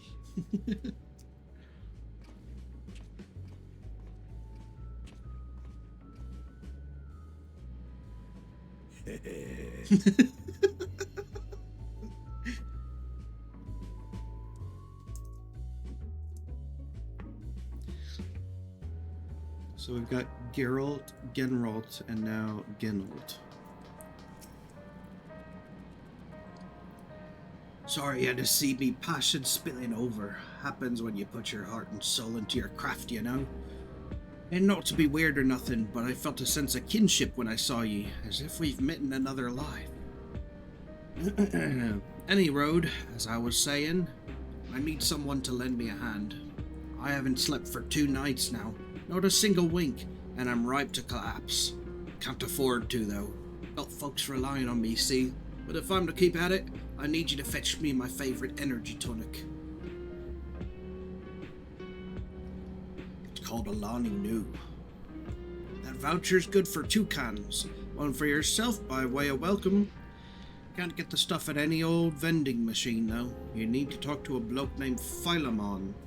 I'm sure that name isn't significant at all. You'll find him tending a bar out in the main strip. Off you go now.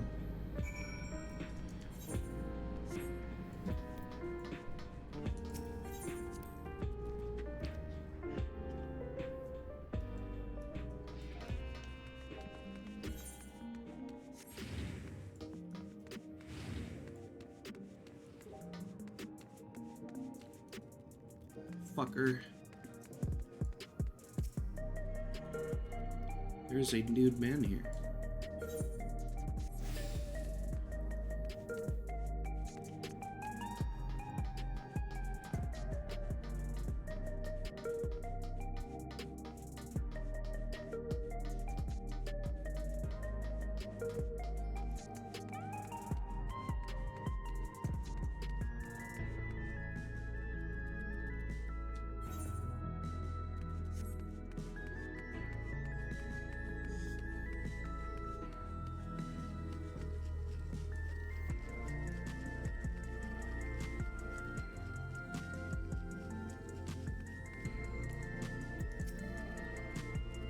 Welcome. What are you having?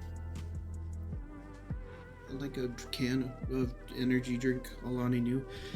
Energy tonics you can't get from vending machines? How dare you suggest that I sell such dangerous stuff? Away with you, and don't come back. Got a voucher? Slip it to me then. Nice and subtle.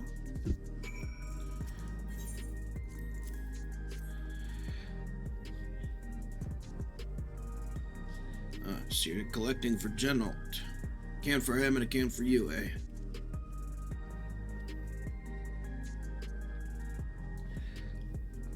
Yeah, this shit'll knock your tits off. Bouncing up and down on the walls, like a cartoon. Here you go. Yours is formulated for beginners. Gentler than the full strength stuff. It's not contraband or anything, so you won't run afoul of the authorities, but if the Rodina Consortium was made aware of my special selection, it'd be bad for business. Rodina.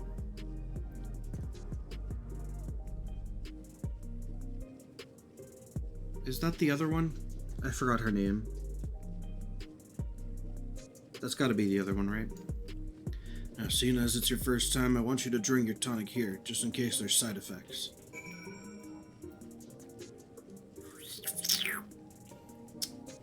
You drink the tonic in a single pull. Heh, now that's how you do it. Your pulse ought to quicken soon, after which you'll start to see everything more clearly. Then finally you'll feel a roaring surge of energy. People say it's like growing a pair of rainbow wings. Well, you haven't up to carked it, so hurry along and give Genalt his tonic. He tends to leave it to the last moment. I expect he's about to keel over. What the fuck?!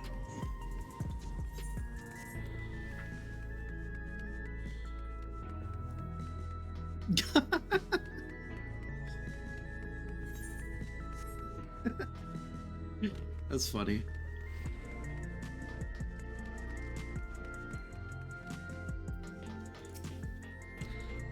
You head in the back room. Yes.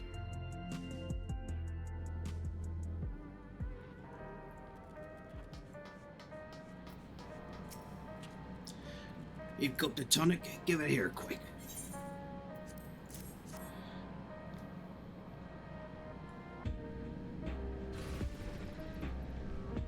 Ha! Yes! That's the stuff. Ain't nothing like it to blow the cobwebs right out. With a great big kaboom! Awakens something feral in me, it does. Transforms me into a remorseless beast. What won't stop till it's done what it was born to do. Any road, sorry for sending you off on an errand like that. I just can't concentrate without me tonic, you know. And a pile of work only ever gets bigger. Speaking of which, I'd better get back to it. Those weapons and tools ain't going to enhance themselves. I wonder who's gonna make our relic weapons this expansion. Probably Rodina. Smile. I've been meaning to ask about that Mamulja child. Could he be... Yes. In all likelihood, he's Zoralja's son. So you think so too? But what is he doing here? He was abandoned, the poor dear. We found him in the drift downs a few years ago. To think he'd cast aside his child. We can't say for certain who he was born to, or why he was on his own. But he's a blue-scaled Hubigo, and Zoralja is the only other one around. That being the case, everyone assumes they're father and son. Even the boy has put two and two together. This all happened when he was very little, so he has no recollection of his parents. It breaks my heart to think of it. What's his name? Kulja. Huh. It was my hope that he'd grow up to be a man of principle, like his grandfather. It's a fine name. Yes. I should mention that the boy is a little unusual. At first, I intended to raise him as my own, but just when I thought he was warming to me, he suddenly disappeared. We searched high and low for several days, and where should he turn up? But in the wilds near Everkeep. What? It's a miracle he didn't fall prey to fiends. Oh, he can hold his own. See? That's another unusual thing. Huh. Creatures don't seem to attack him. He could pick his way through the Thunder Yards as if he were on a stroll. On making inquiries, we learned that he had been living alone and receiving food from the people of the outskirts.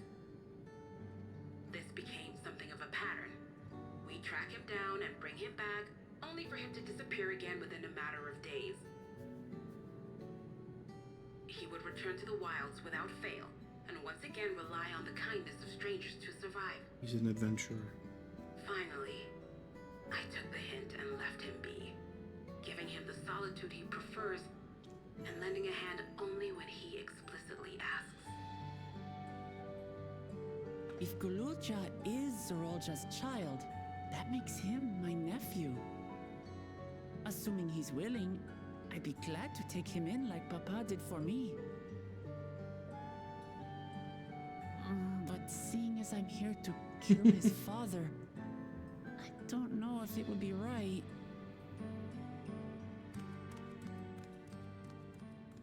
Who was that? Probably the small child. Oh dear. It's Galulja. Don't tell me he heard everything. Oh, this is my fault. I asked that he be kept away, but I should have taken more precautions. going after him. I need to explain. Wait, Lamachi. I understand your haste, but it'd be best to coordinate a search. What? Kapkiwa, do you have any idea where he might go? There's no telling, I'm afraid. He could as easily be outside the tower as here in Solution 9. I was scratching my leg and I fell over. Just below. My mother and I will scour the district. Sounds like a plan. Let's get to it.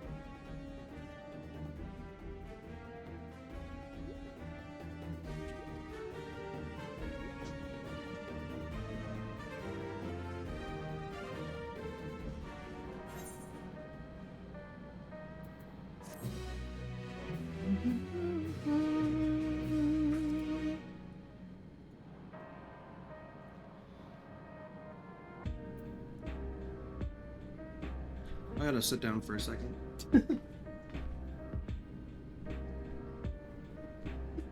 This new standing desk situation is great, but it hurts my feet.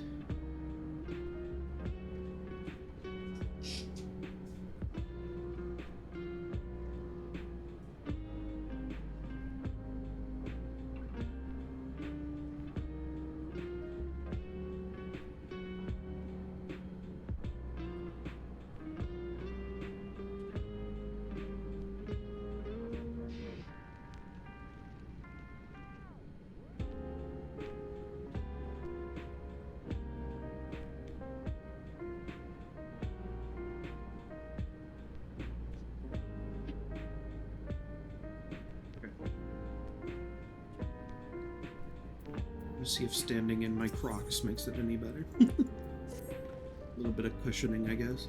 If Galulja is outside the tower, we need to find him as quickly as possible. Even if he's used to getting around on his own, the wilds are still no place for a child. Agreed. While Kryla and Raha continue reviewing the data, the three of us should devote ourselves to the search. Alright, let's head to the base of the tower and take it from there.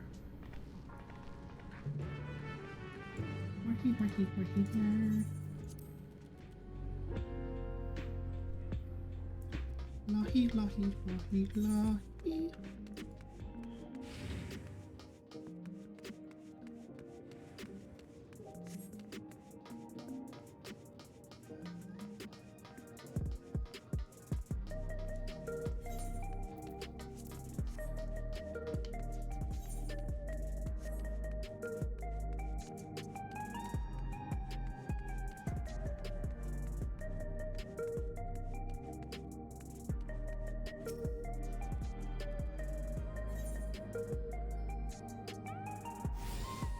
True blues.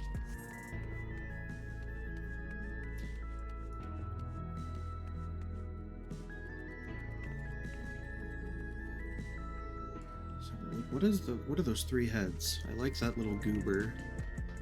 The little creature design.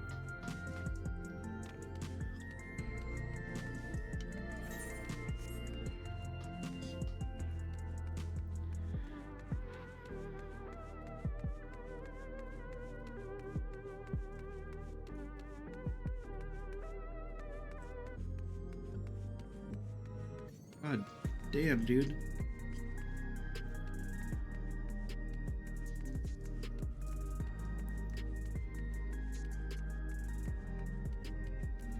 This place is fucking beautiful. Yep, I fucking figured, dude.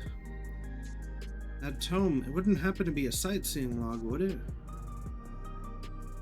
Milith, now that's a name I haven't heard in a long time. And dearest Elsabe. She's my twin sister, you see, and I haven't seen her for 30 long years, not since I was trapped during my exploration of Yasulani. It brings me great joy to know she is well. Pardon me for asking, but might I see the note she added to your log? She always did make such bold strokes of her lettering. Here. I've added my own notes. Some of the information may seem improbable at best, but I believe there is truth in every entry. Were I younger, I would set out in search of these fantastic sights myself, but alas, my body can no longer endure such travels. Thanks to you, I feel lighter than I have in an age. If there's one thing I should wish, it's to see my sister again before I die. There's so much I would share with her. You have better things to attend to than an old woman's musings. Take care, adventurer, and may your journey lead you to vistas both bright and unforgettable.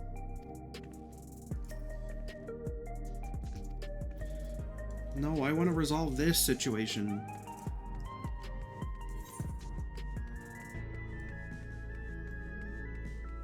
Where am I going? Oh, outside. Okay.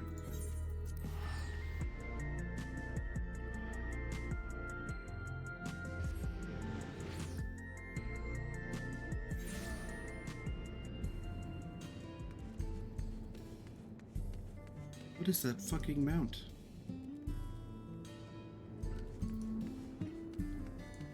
I've never seen that before in my life.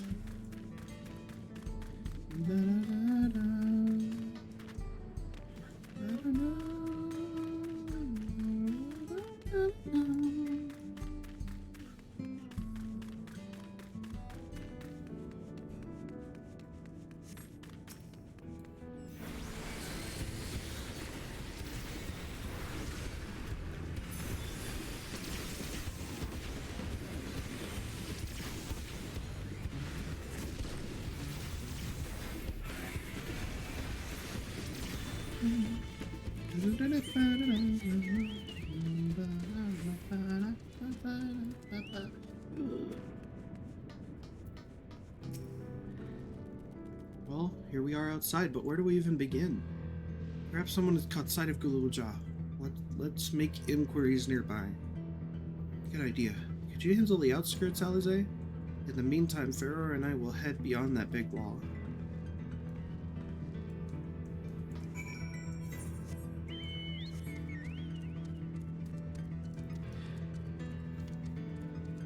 I'm so interested in what the minute, details are between the relation of time between reflections. I have to wonder, they said that, when these people were, suddenly merged, it was instantaneous. But I want to know what it's like walking through that, Because I think the assumption was, at least, that we walked into this dome and appeared here. So, I mean, I doubt they would explain this, but, I've always been worried about, the details of, a hypothetical, teleportation and time travel and stuff like that. And if you're just walking through and suddenly one part is the future, not the future, if you're walking through just, let's say a wall, and that wall is of a different dimension, and through that wall time is going faster, what would it like to stick your hand through, Because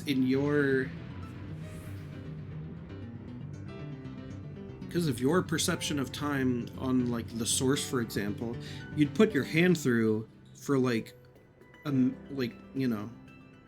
even would it be? If you literally put your hand through for,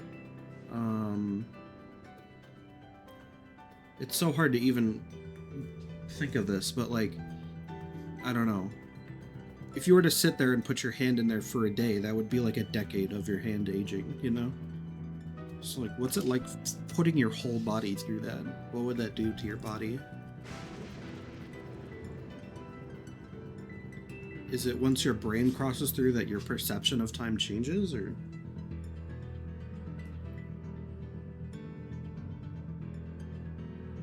I don't know. Gululja doesn't appear to be in the area, however, you catch sight of a group of people a short distance to the southwest. You spotted those people too, yes? Perhaps they've seen something. Come on. Or maybe the truly horrifying thing would be that your perception of time doesn't change and you just watch yourself rapidly. Everything around you is moving so fast. And you rapidly age 30 years in the span of what you would think is a couple days.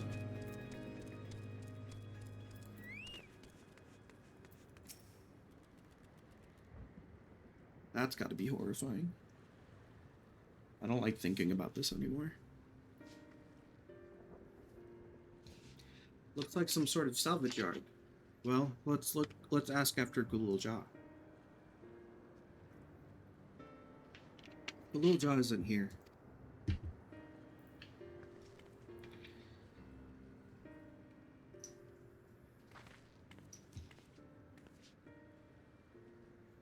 You know the boy? Have you seen him?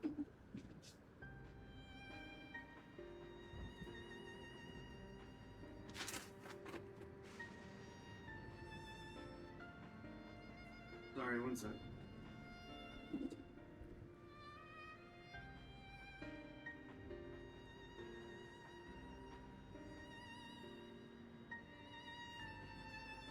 Should I really have to use this? I'm not gonna bother. Okay.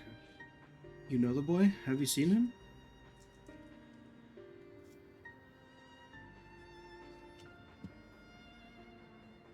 Oh, forgive me. I didn't know you were... No offense taken. My name is Tapu. My eyes may be useless, but my ears are sharper for it. I didn't even pick up on that. I can recognize people by their footfalls, including Gulul Jah. So I didn't come this way. Where in the world could he be? I do not know your voices. Who are you to Gulul Jah, and why do you search for him? I'm family, though we're not related by blood. His father is my brother. I've only just met Gulul Jah, and we haven't had the chance to talk properly. But I'm about to do something that will make him hate me, and I wanted the chance to explain. His father is your brother? And that means you're... Yes, I'm Wuklamat, vow of resolve of Tulialal, and I've journeyed here to bring my brother Zaralja to account for murdering our people and our father. When all is said and done, Gulul Jah may want nothing to do with me. Nonetheless, I'll always consider him family, and I'll always be there for him, and I want him to know that.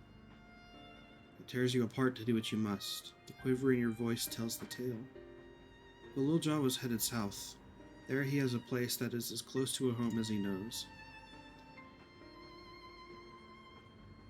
Find and bear your heart to him. Should he in turn bear his heart to you, accept and respect his wishes, as Queen Sphene respected ours when she granted us a place in her realm.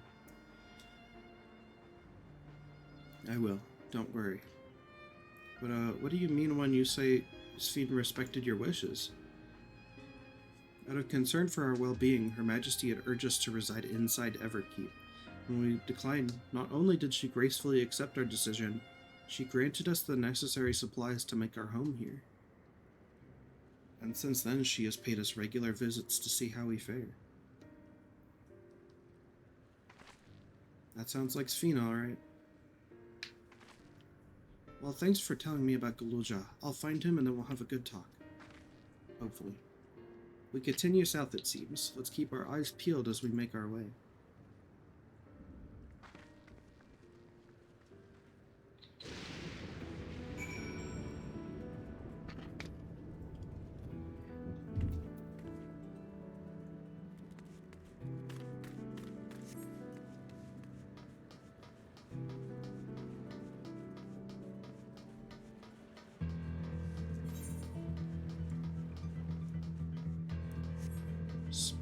Of trial.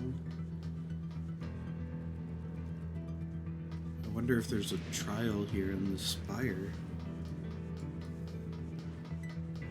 Look at all that. Dang! Dang! I want to see that. I want to see that. Will I get to? Yes, I will. Oh my god. We might go there. No, not there. Asterodia.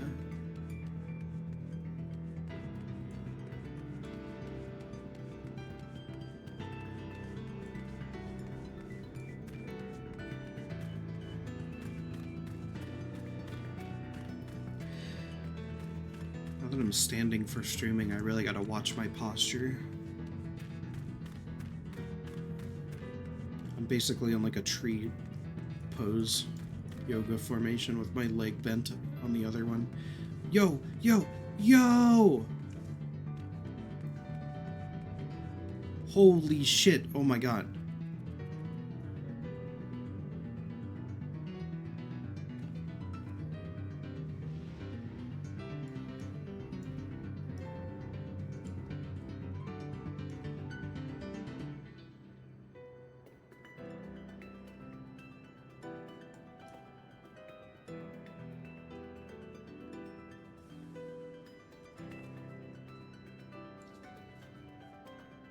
Wow.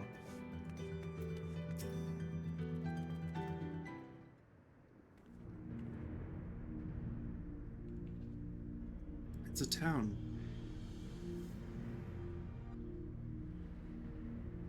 And half of it is submerged. The architecture looks nothing like what we've seen so far. It's more Charlian.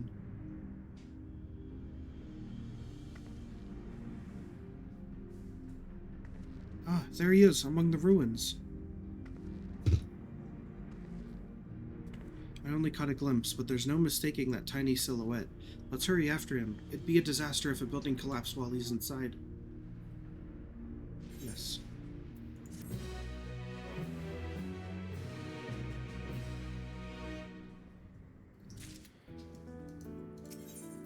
Drowned vestiges.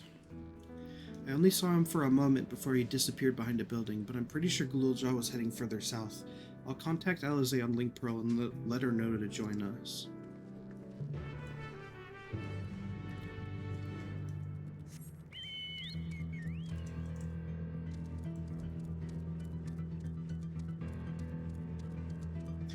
Dude, I really hope that Alexander plays a significant role in this. I was really hoping he would come back in the later half of, like... Holy shit. I was really hoping he'd come back in the later half of FF9 in a way that would be epic and sexy.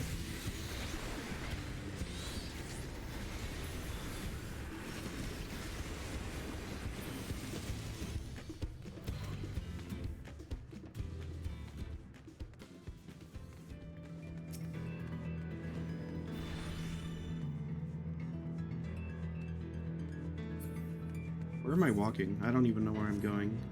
I'm just adventuring out here.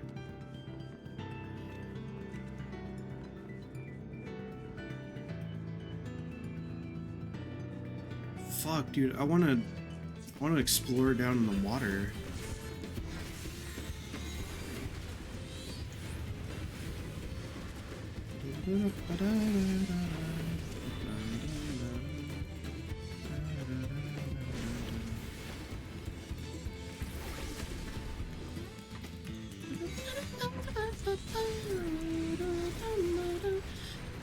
Oh, I forgot about aggro ranges. I'm so used to Palace.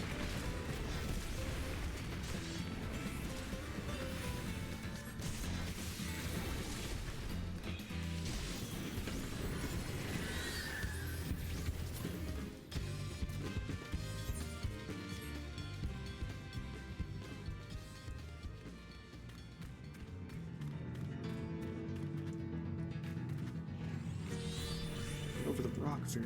Get over the rock.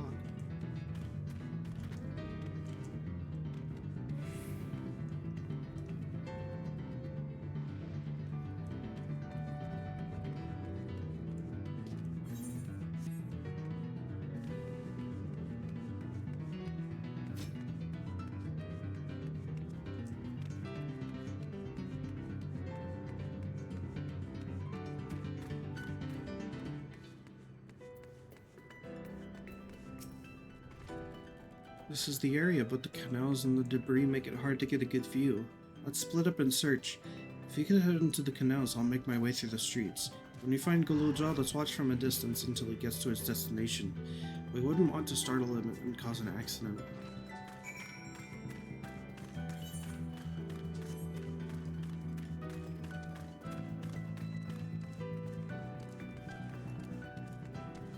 It is a beautiful chocobo.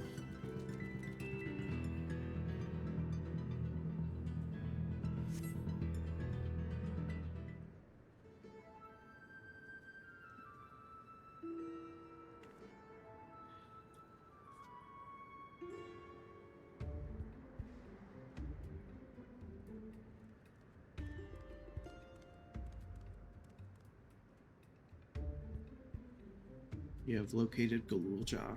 Follow him quietly, without being noticed. Muglamad. I've ascertained the target. Snake, your mission. Follow Galulja from a safe distance. The objective will end in failure if you are noticed, or if you fall too far behind. I forgot how the colonel sounds. Should you fail to complete the objective, you may try again by surveilling the designated location. That's not it. Colonel. I'm sneaking around and following Galulja. But the little steppies and tippy-taps of the car buckle keep alerting the sentries.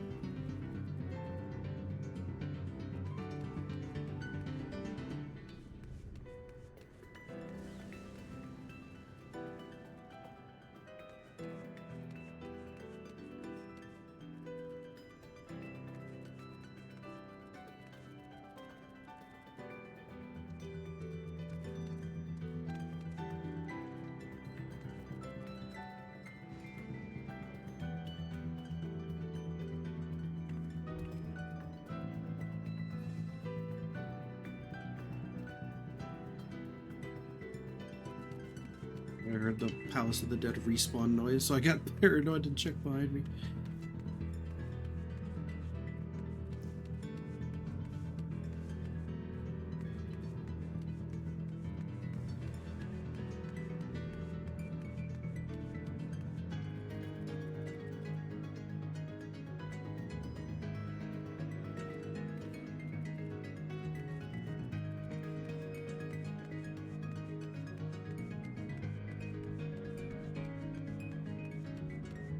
Phew.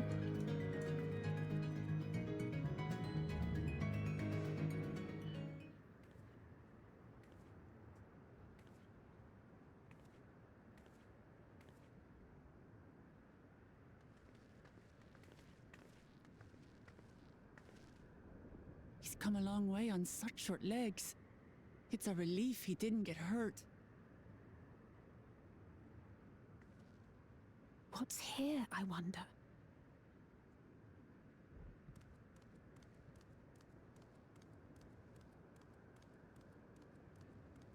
One of Evie's children.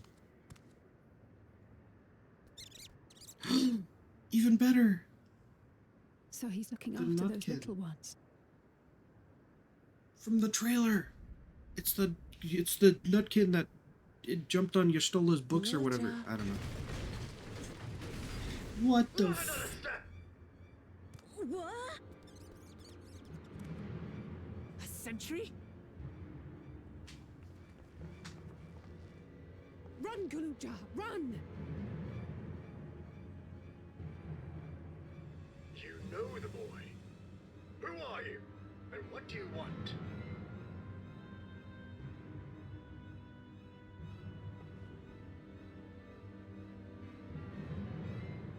My name is Wuklamat, and I've come to talk to Galulja. Is that so? I'm sorry if I scared you. I want to get to know you better. That's all. And you, my boy, do you wish to speak with them?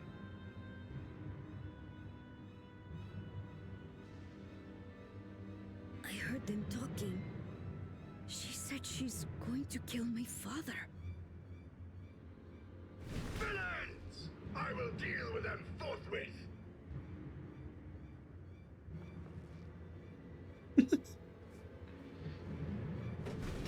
But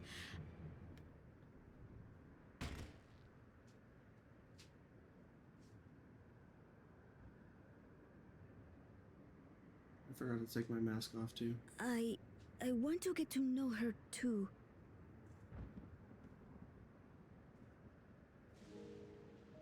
Yay!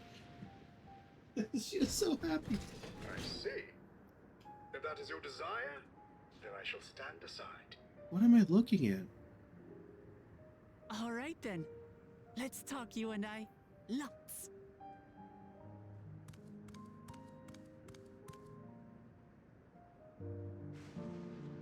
But, who's the ancient-looking and articulate machine?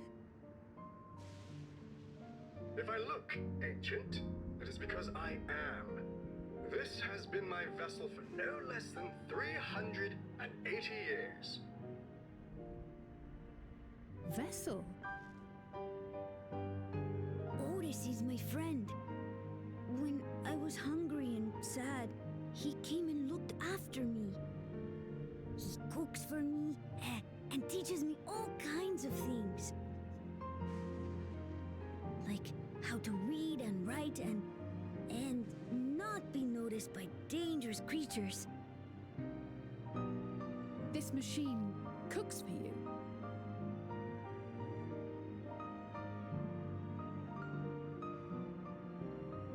And teaches you about fiends. What is he exactly?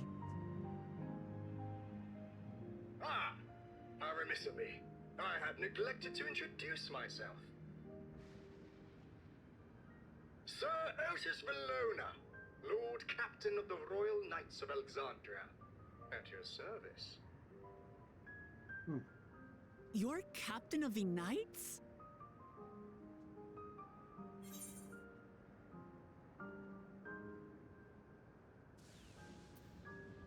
You seem different from other machines. What's your story? You seem different from the other machines, Batman.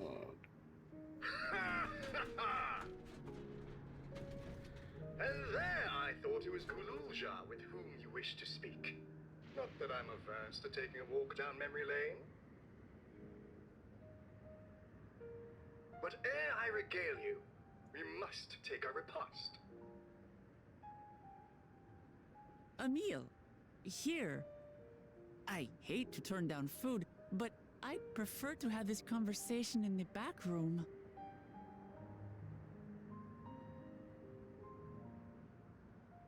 Please, I'm really hungry.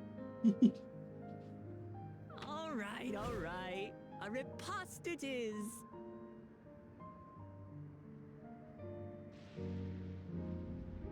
She's going to spoil her nephew silly. I'll send word to Erenville so the others can stop worrying. Now, if I might prevail upon your assistance, I shall whip up my most delectable specialty.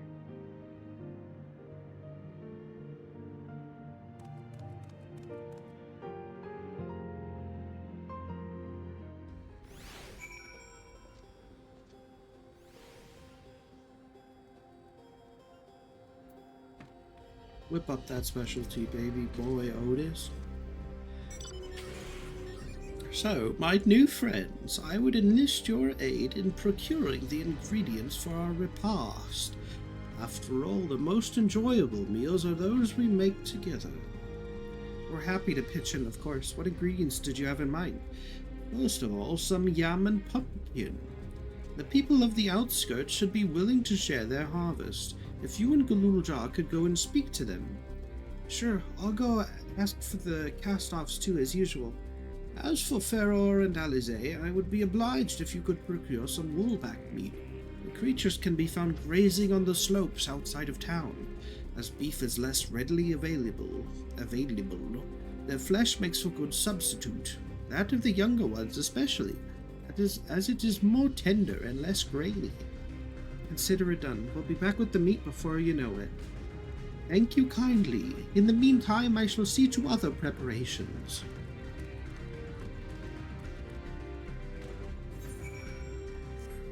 Let's go slaughter some young creatures. Woo!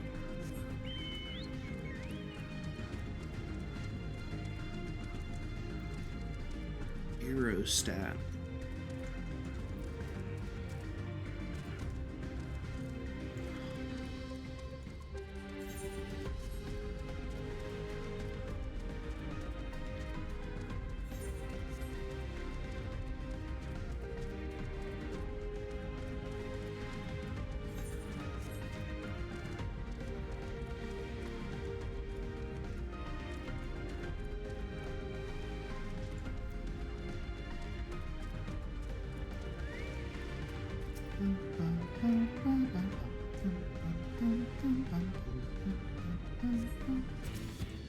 I'm sorry, young Wolfback.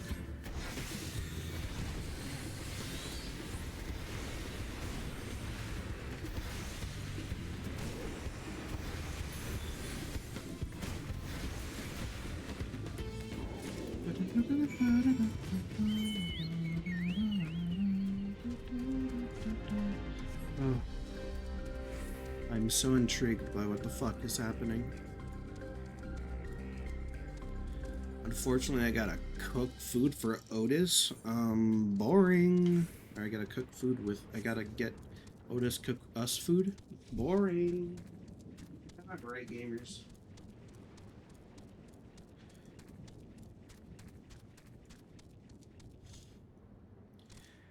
Boring. Give me one sec. Here.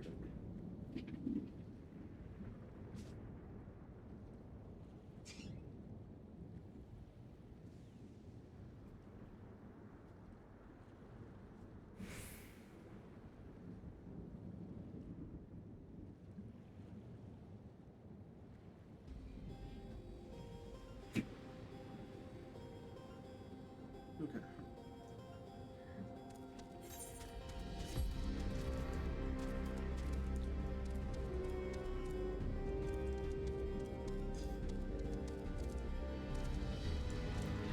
And that is how it's done. What's this? Am I to understand that you've already procured the meat?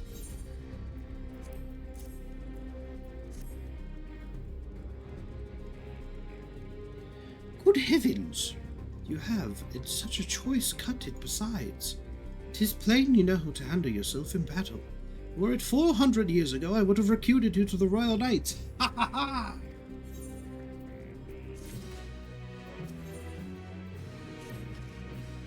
Once Alize brings her portion, we shall have a glorious bounty to satisfy growing younglings like yourselves. Indeed, I expect there will be ample leftovers to share with the good folk of the Drift Downs. They always appreciate a warm meal. Now, seeing as you have completed your task so quickly, I have another request to make of you. We've exhausted our supply of kindling electrope, and I should be grateful if you could search the houses yonder for more. In the Old Kingdom, electrope rations were issued to each citizen, while small fragments may still be found here and there. If you can obtain 5 pieces, say, at least one ought to be what we require. That is, the kind that converts lightning to fire. Gululjar can identify them by their circuitry, so pray take them to him. The boy has become quite deft at concerning electrope types, and in a very short time, I might add. Now go off. Now off you go, and happy foraging.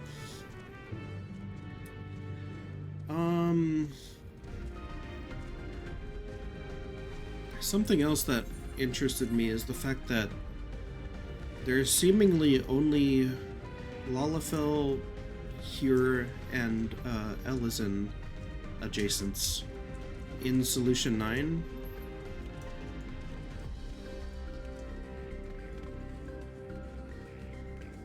I'm curious what this means.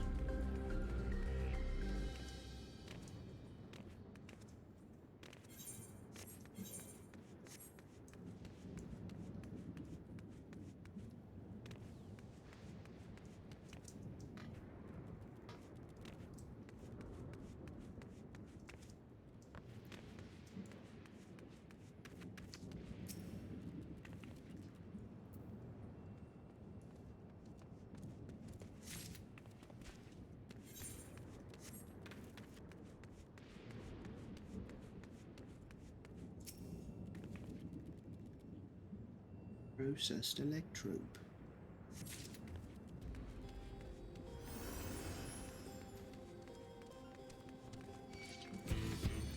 Shit!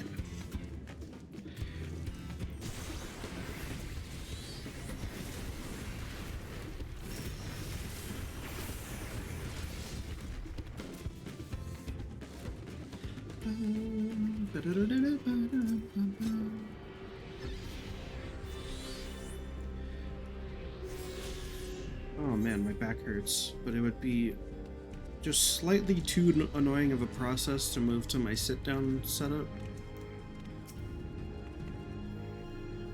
Back to my sitting desk setup midstream. I feel like that would be a little too annoying to do right now.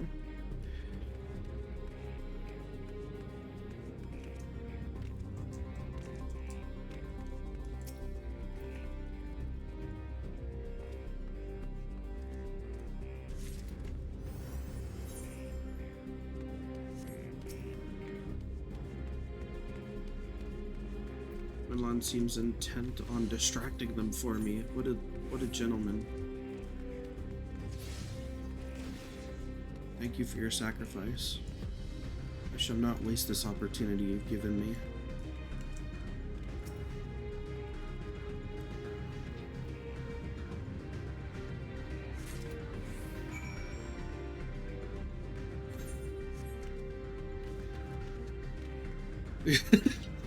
Thank you.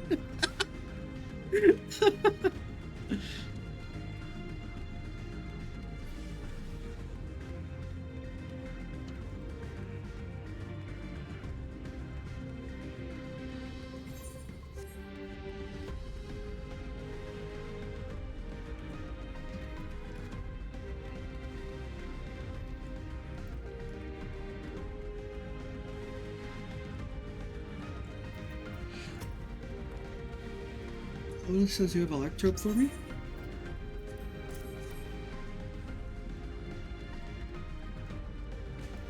Wow, you found a lot. Let's see, this one creates wind, this is what's for water. You can tell just like that. I'm impressed. Clever, isn't he? I'll bet he gets it from his father.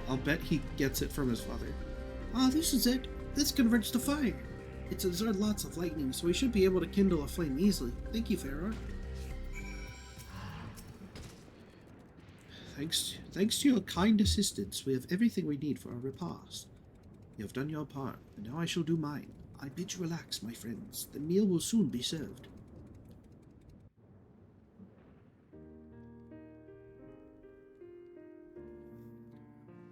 We're eating food cooked by Otis.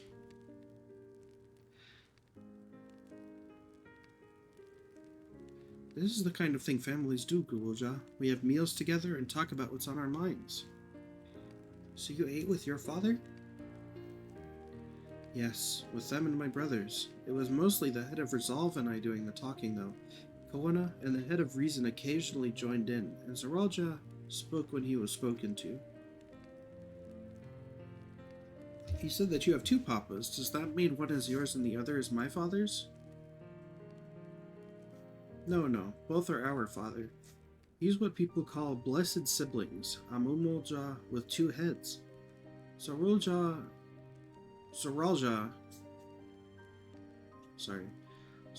is his true-born child, while Koana and I were adopted and don't share the same blood. But that doesn't make us any less a family. What matters is that our hearts are connected. The head of Resolve taught me that.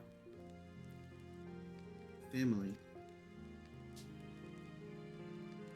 Do you have someone like that too? A person you think is family even though you don't share the same blood? That's a good question. What about you?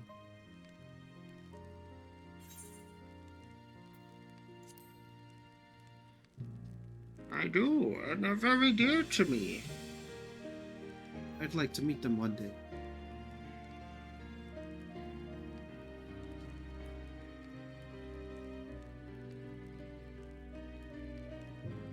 So, Gulja, I'm hoping that we could be family, you and I. Won't you tell me about yourself? You really want to know about me? I do. I want to know all about you. The things you love, the things you hate, anything and everything. I want to know all about you too.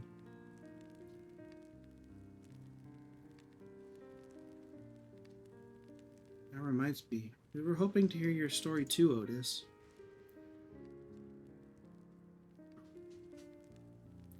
As you wish, be forewarned that this is a tale that will be long in recounting. It is recommended that you set aside sufficient time for viewing these cutscenes. It was before lightning had altered the world that I was appointed Lord Captain of the Royal Knights. We're talking hundreds of years prior to the calamity, right?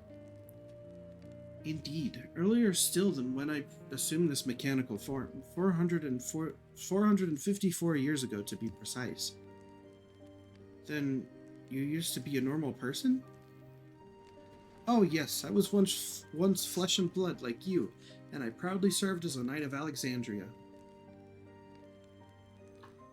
So rather than a machine that behaves like a person, you are an actual person? How is this possible? It is only natural that you are confused. Hear my tale to the end, and all shall become clear.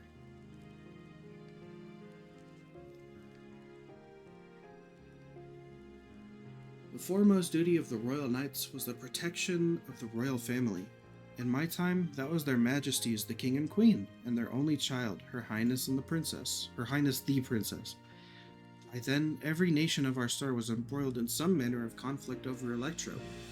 Thus was our kingdom drawn into a war with its neighbor. That war was the catalyst for the great calamity that altered the environment. Countless countrymen lost their lives amidst the chaos, the king and queen among them.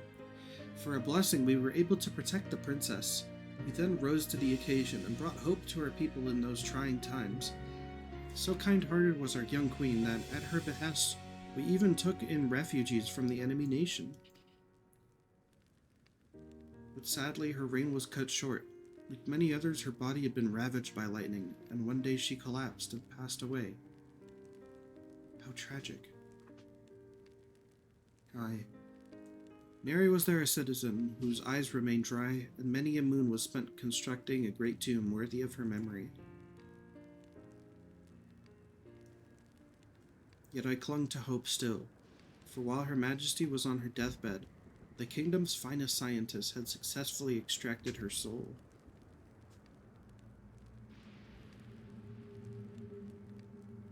Did we hear that right? Extracted her soul? Our flesh may wither and die, but so long as we're remembered, we may live on. This age-old belief had always comforted our people, but as casualties mounted in the wake of the calamity, we sought to make it into reality through the power of Electrope. In time, we succeeded in developing the means to preserve the soul, and it was used to spare the Queen eternal death. But it wasn't enough to simply prevent the soul's departure, for the ultimate goal was to recreate a person as they were in life, and this required that their memories be further extracted from their soul.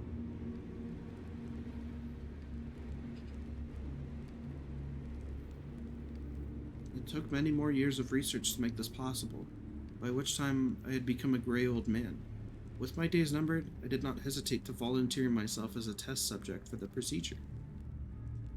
So it was that I attained this vessel, and by my successful rebirth, I paved the way for those who are recreated from the memories of the departed. The Endless, they are called. If your tale is true, then the queen that your people brought back to life would be Sphene, would it? It wouldn't be Sphene, would it? Oh, so you know Her Majesty as well. My description of her boundless kindness must have paled in comparison to what you no doubt felt in her presence. I haven't met her myself, I confess, not since assuming my current form. Wouldn't want to frighten the living daylights out of her. Ha ha ha ha.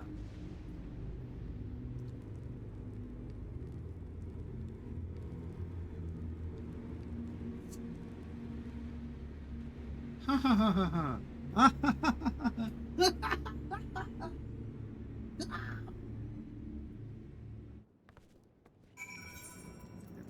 off before I forget again. So the Endless. So all this time, Sphene wasn't alive? She lives, yet she does not. 'Tis admittedly a difficult distinction to make. Having inherited the memories of a departed soul, an Endless feels, thinks, and acts precisely as that person would. In that sense, I believe they are alive. The Alexandrians know about this, right? It can't have gone unnoticed that Sphene is perpetually youthful. It didn't even go unnoticed to me. No one really knows about the Endless. People who wear regulators don't even think about death. Everyone sees that the Queen doesn't change, but they just accept it. To them, it's just who she is. That makes sense, yeah.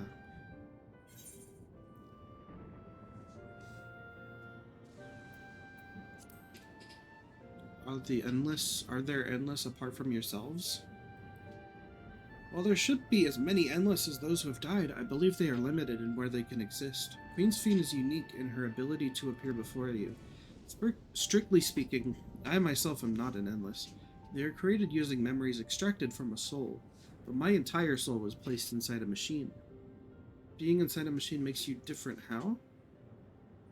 While I do not understand the finer points, my life is bound to this vessel. If it breaks down, then it would be over for me, much like a being of flesh and blood. Hardly an endless, unchanging life, I'm sure you'll agree. An endless, unchanging life, I can't help but be reminded of the Ia. Did Kafkiwa and the others know about all this? Considering their extensive intelligence gathering, I'd be surprised if they didn't.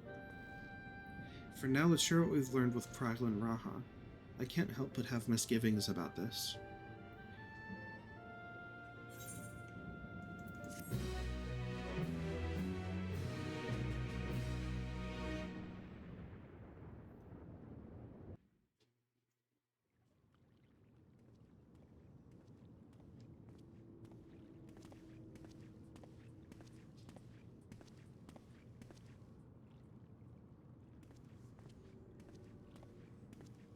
Nahe, is that you?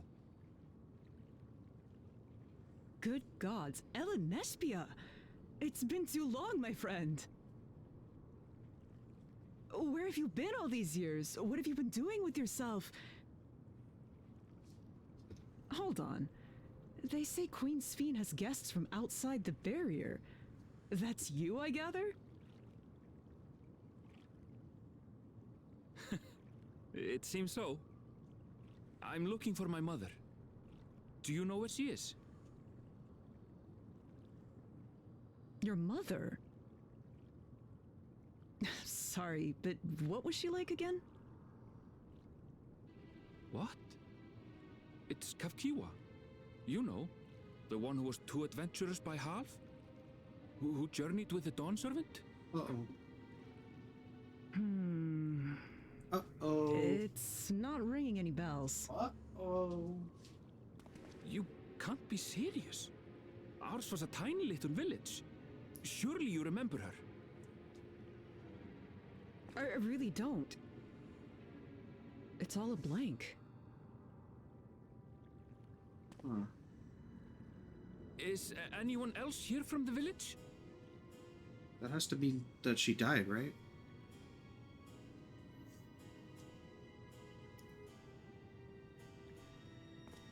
Hey!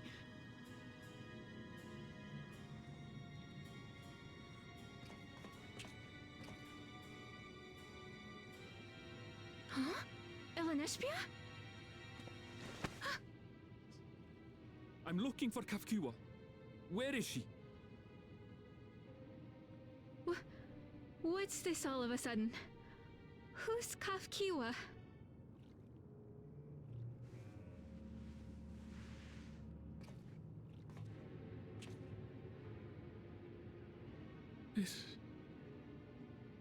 This cannot be.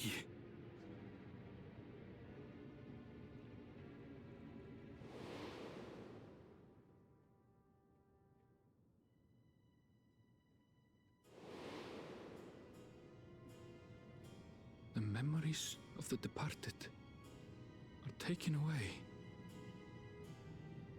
No.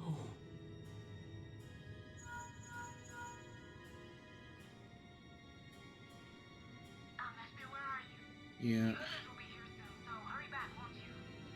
Yeah, that's fucked. Do you hear me? Say something, would you?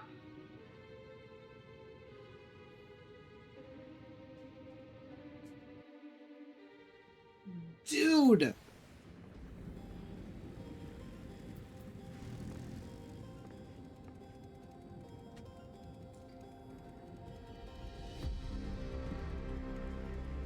Okay, I'm getting tired of standing. I've been standing for 3 hours.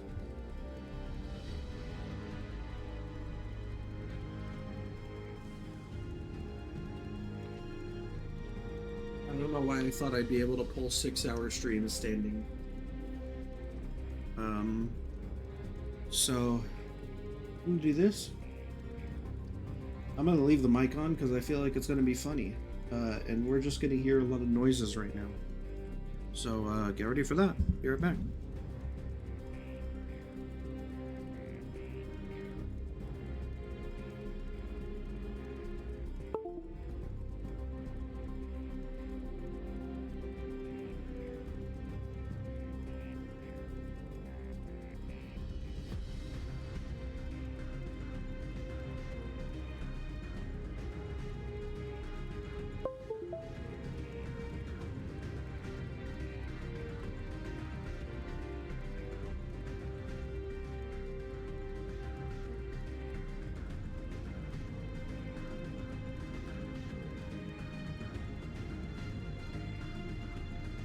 Testing.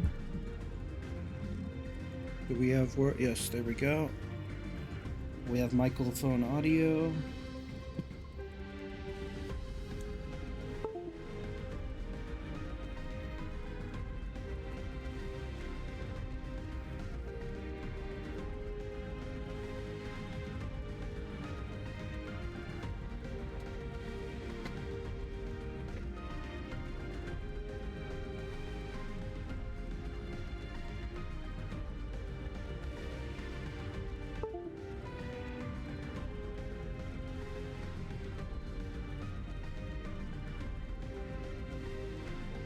Oh, it feels good to sit down.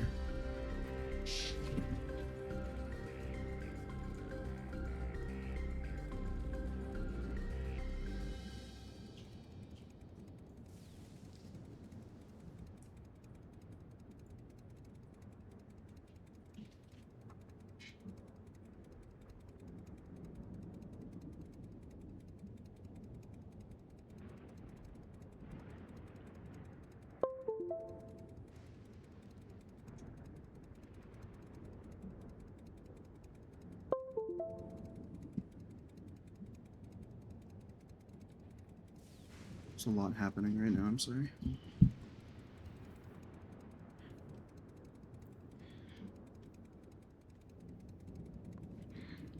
Okay, should be the last of it.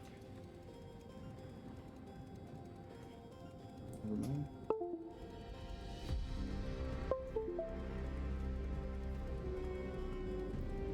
What's happening?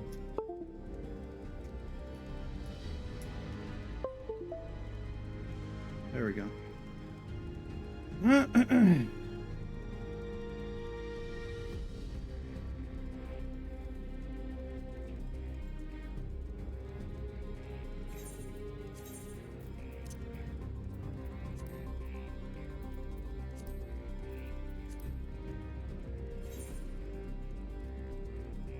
Oh, darn it.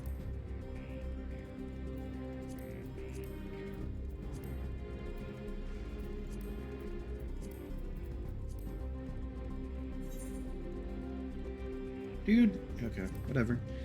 Whatever. I don't care. I don't care.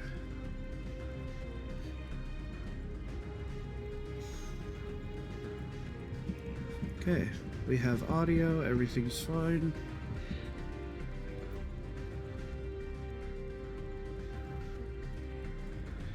And we're sitting down.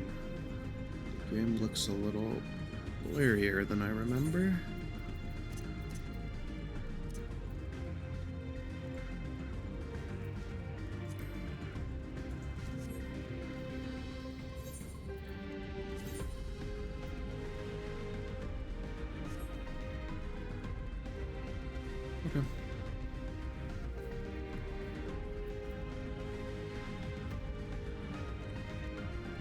Standing out for that long really did tire me out, actually.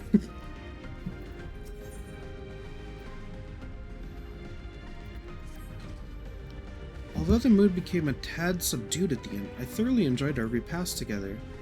We did too, Otis. To hear about the Endless was something of a shock, but we likewise enjoyed your company. Above all, I'm glad that you and I could talk, Gululja. We're going to get along great, I just know it. You think so? Haha, I'm happy for you, my boy. Now then, I presume you will be returning to Everkeep. Permit me to accompany you at least part of the way.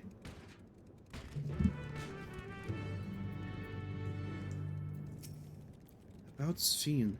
It doesn't matter to me if she's an Endless, whether she's alive like you and me or not. I've seen enough to know that she has a good heart. What worries me is the burden she bears. We still don't know what it is. I expect there are things she can't tell us, not with Zeralja watching. But at the very least, I'd like to know what the Endless are to her. Sorry, I didn't mean to delay us. I just felt the urge to share my thoughts with you. Oh, on the way back, let's make a quick stop at the Drift Downs. I want to tell you, Tapu how it went.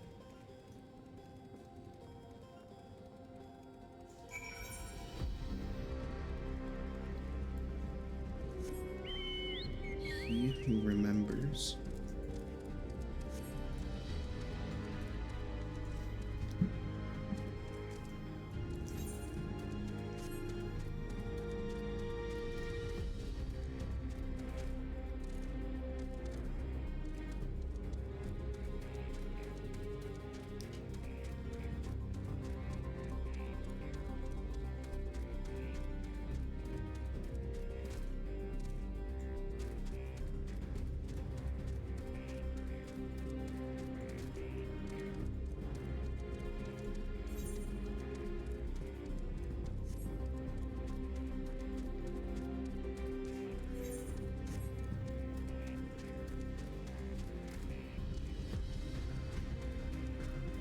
Shame.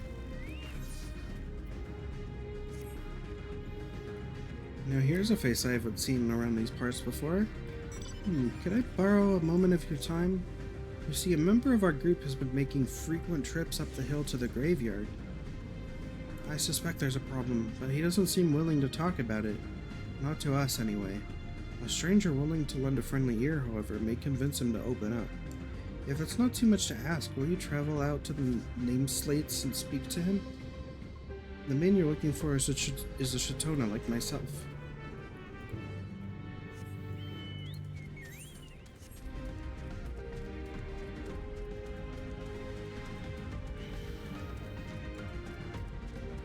Yes. Yes, I will do that.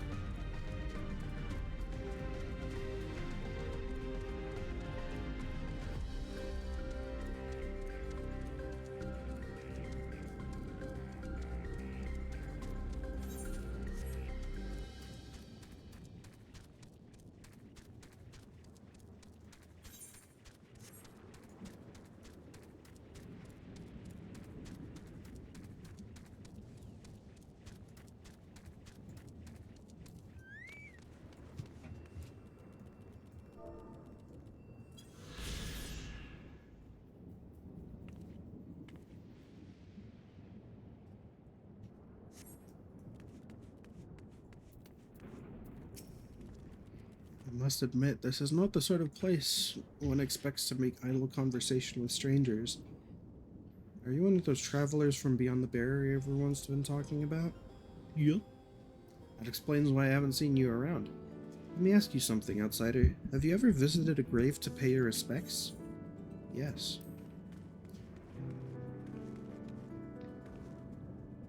Honoring the dead is a common aspect of many cultures, I suppose. In that case, perhaps you could help me with something. Take a stroll around the area, and if you happen to spot any particularly grimy gravestones, I ask that you wipe them off. It's a lot of work for one man alone, so your assistance would mean a great deal to me.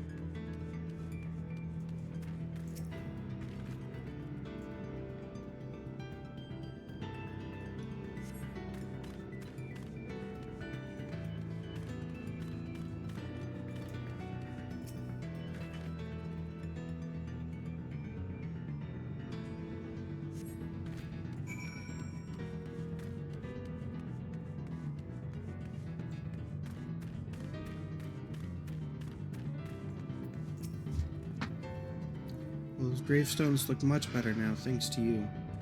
Or perhaps I should say name slates. Too bad the names are all written in Alexandrian. I can't make heads or tails of them. You know about the regulators people wear these days? Whenever someone dies, every last memory of their existence is erased.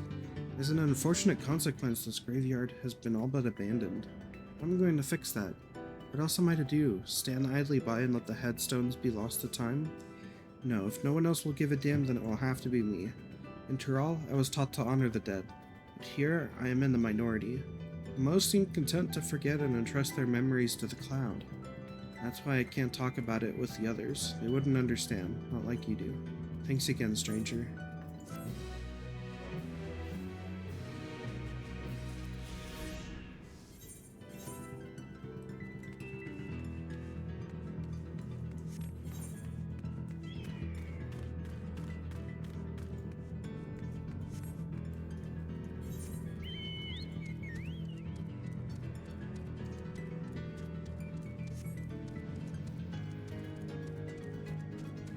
Is this a place that I'm able to go currently?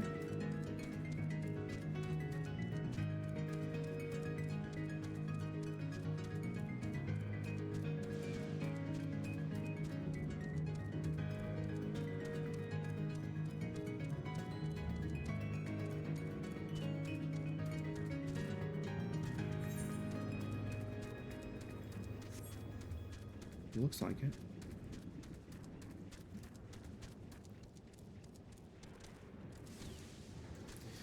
What level MSQ am I at? I'm at 98. Okay, I apologize. I wasn't paying attention. Had to update my title.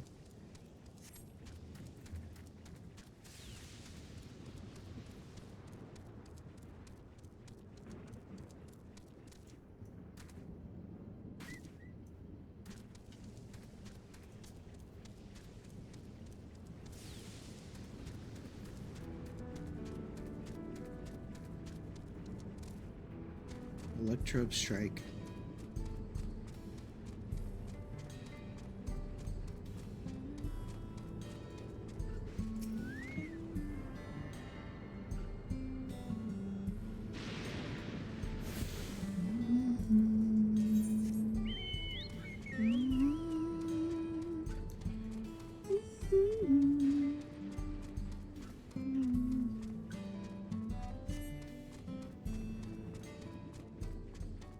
Archaeo Alexandria.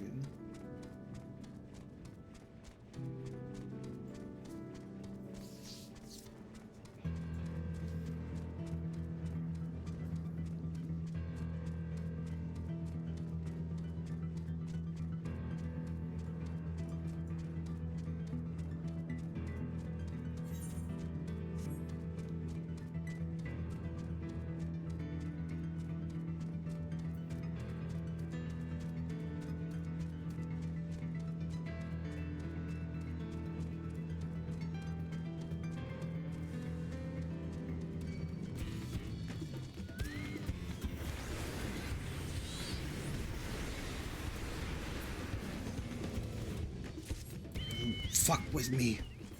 I will kill you to hell.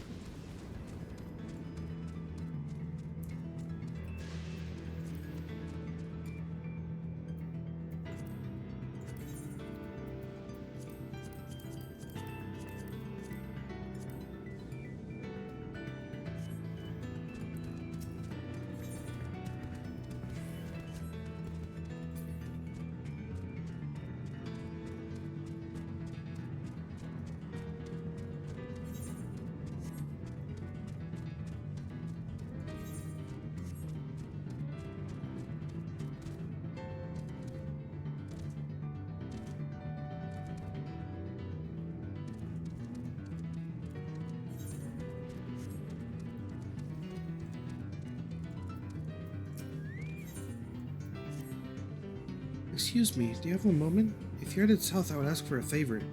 A friend went out to study plant life and hasn't been back. He has a bad habit of getting absorbed in his work and losing track of time.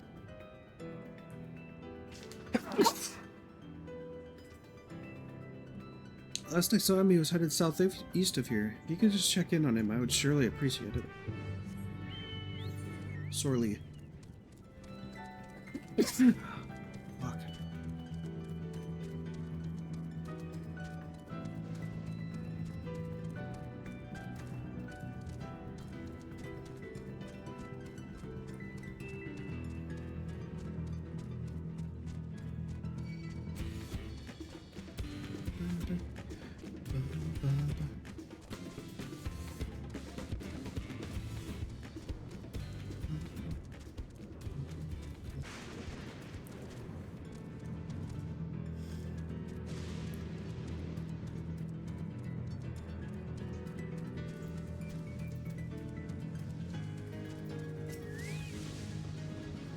Now this is a fascinating succulent.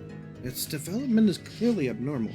Proof, perhaps, that the species has adapted to its new environment over time. Hello. Hello there, stranger. What are you doing out here? For that matter, what am I doing out here? Did I get distracted and wander out of the safe zone again? Oh, Yopia's probably worried sick about me. I'll have to thank her for sending you. But first we need to hurry back to the Drift Downs before some terrifying creature tries to ruin our day.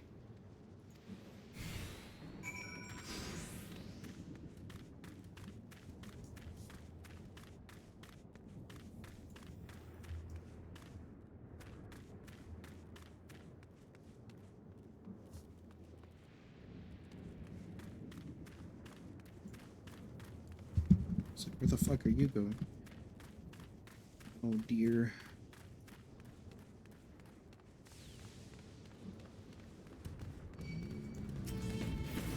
Well, at least he's level 100.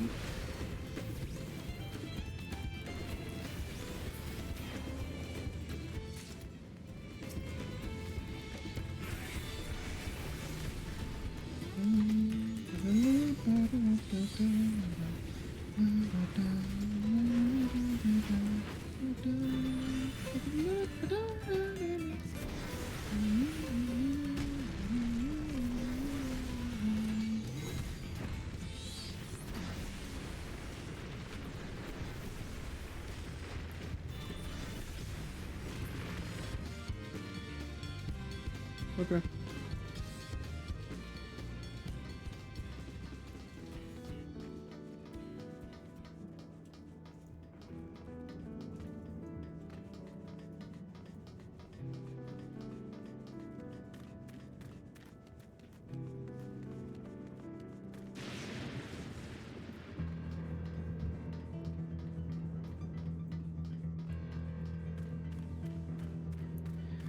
Another generous spirit has taken aggro so that I may safely escort this scientist, this phytologist.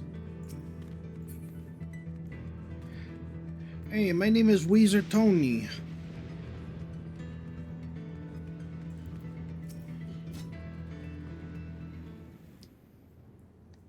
Welcome back. Glad to see you're both in one piece. Forgive me, Yopia. I was so focused on the plants I nearly wandered headfirst into danger. If you hadn't sent this kind stranger my way, there's no telling what might have happened. I'd better document my findings before I forget. Thanks again, ladies.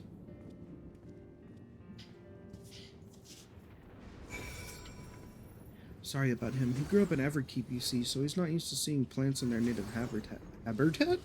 And heritage found is rather unique in that regard. 30 years ago, when the geography changed, vast swaths of native flora died out while the rest were forced to mutate drastically in order to survive. Worthy of studying, I'm sure. Still, he ought to know it's not safe out here. I wish he wouldn't be so careless. In any case, I'm grateful to you for keeping him safe. And seeing as he didn't think to reward you for it, I suppose I'll have to do it. I swear he'd forget his head if it wasn't attached.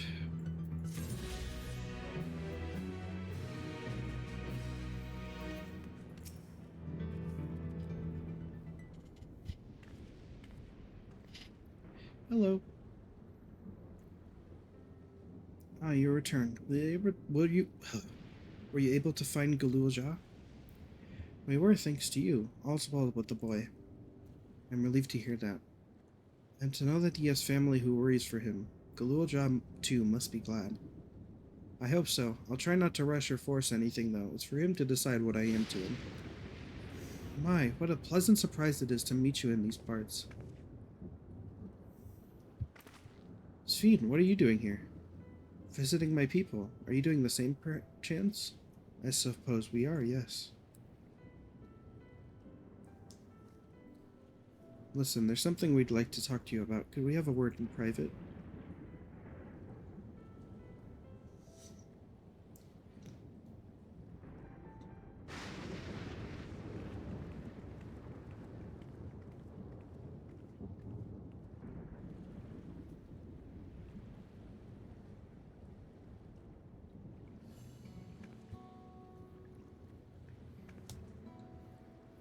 So you know about the Endless. Well, we may not discuss it openly. My people will have surely noticed that I haven't changed for hundreds of years.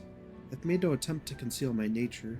If I may ask, though, who was it that told you about the Endless? Only a few should be familiar with the concept. I'm afraid I can't say. I bear no ill will towards this mystery individual, lest that be your concern. I'm merely curious.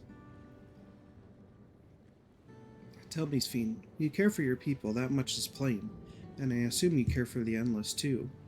Earlier in Everkeep, there was something that you wanted to tell us. Was it to do with them?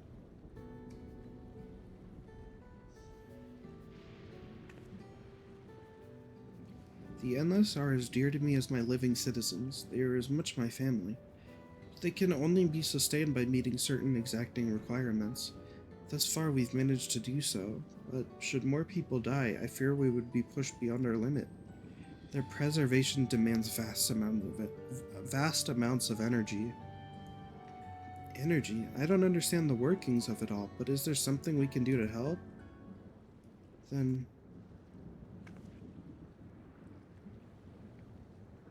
would you be willing to become Alexandrian citizens? What? I have my nation, my people to protect. I can't just become Alexandrian. Indeed, I suppose you cannot. First you tell us to make peace, then you tell us to go home. What exactly is it that you want? The same as you, of course, to protect my people.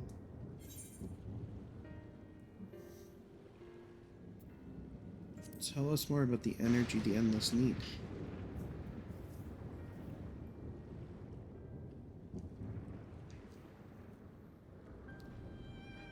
That I cannot say. I do not ask that you understand or like me, but I wish...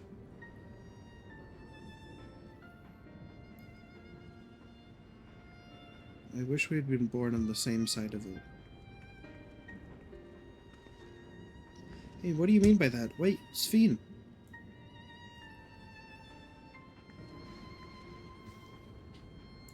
Damn it. Well, I think we've kept everyone waiting long enough. Let's continue on to Everkeep. And let's not tell Otis about our conversation with Sven. I don't want to risk causing him pain.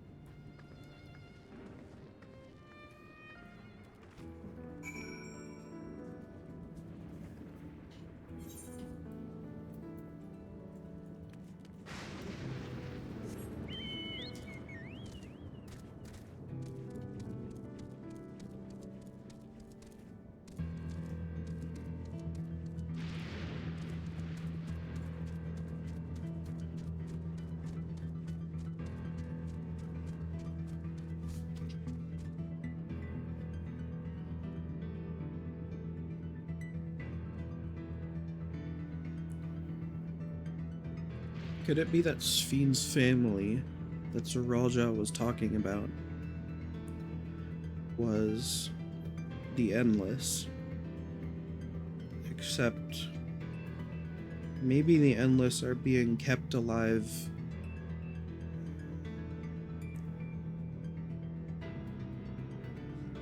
through... I don't know, maybe it has to do with the vessels we saw in Terra in FF9.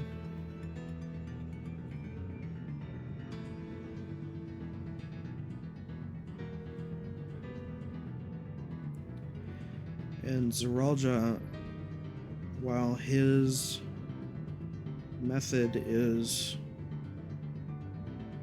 conquering other places, will ultimately benefit the Endless, which is why she doesn't really want to do anything about it, or can't really do anything about it. because she knows that that otherwise it would kill off the endless or something like that. I don't know.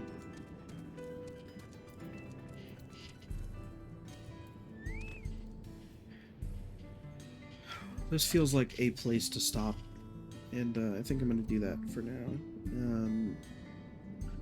As always, I want to say that tomorrow I will be able to do more. I mean tonight. I meant tonight. Hopefully a second stream, but I wouldn't count on it. I need to make money very badly. I really need to make some money.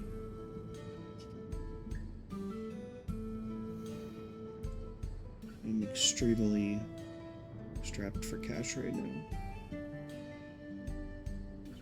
So I need to make some money somehow. How can I make some money? By working.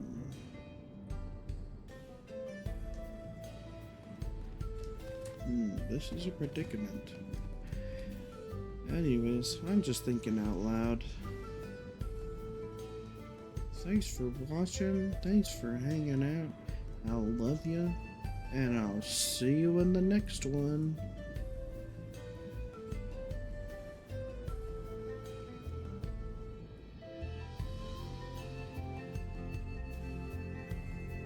I could go for some taquitos right now.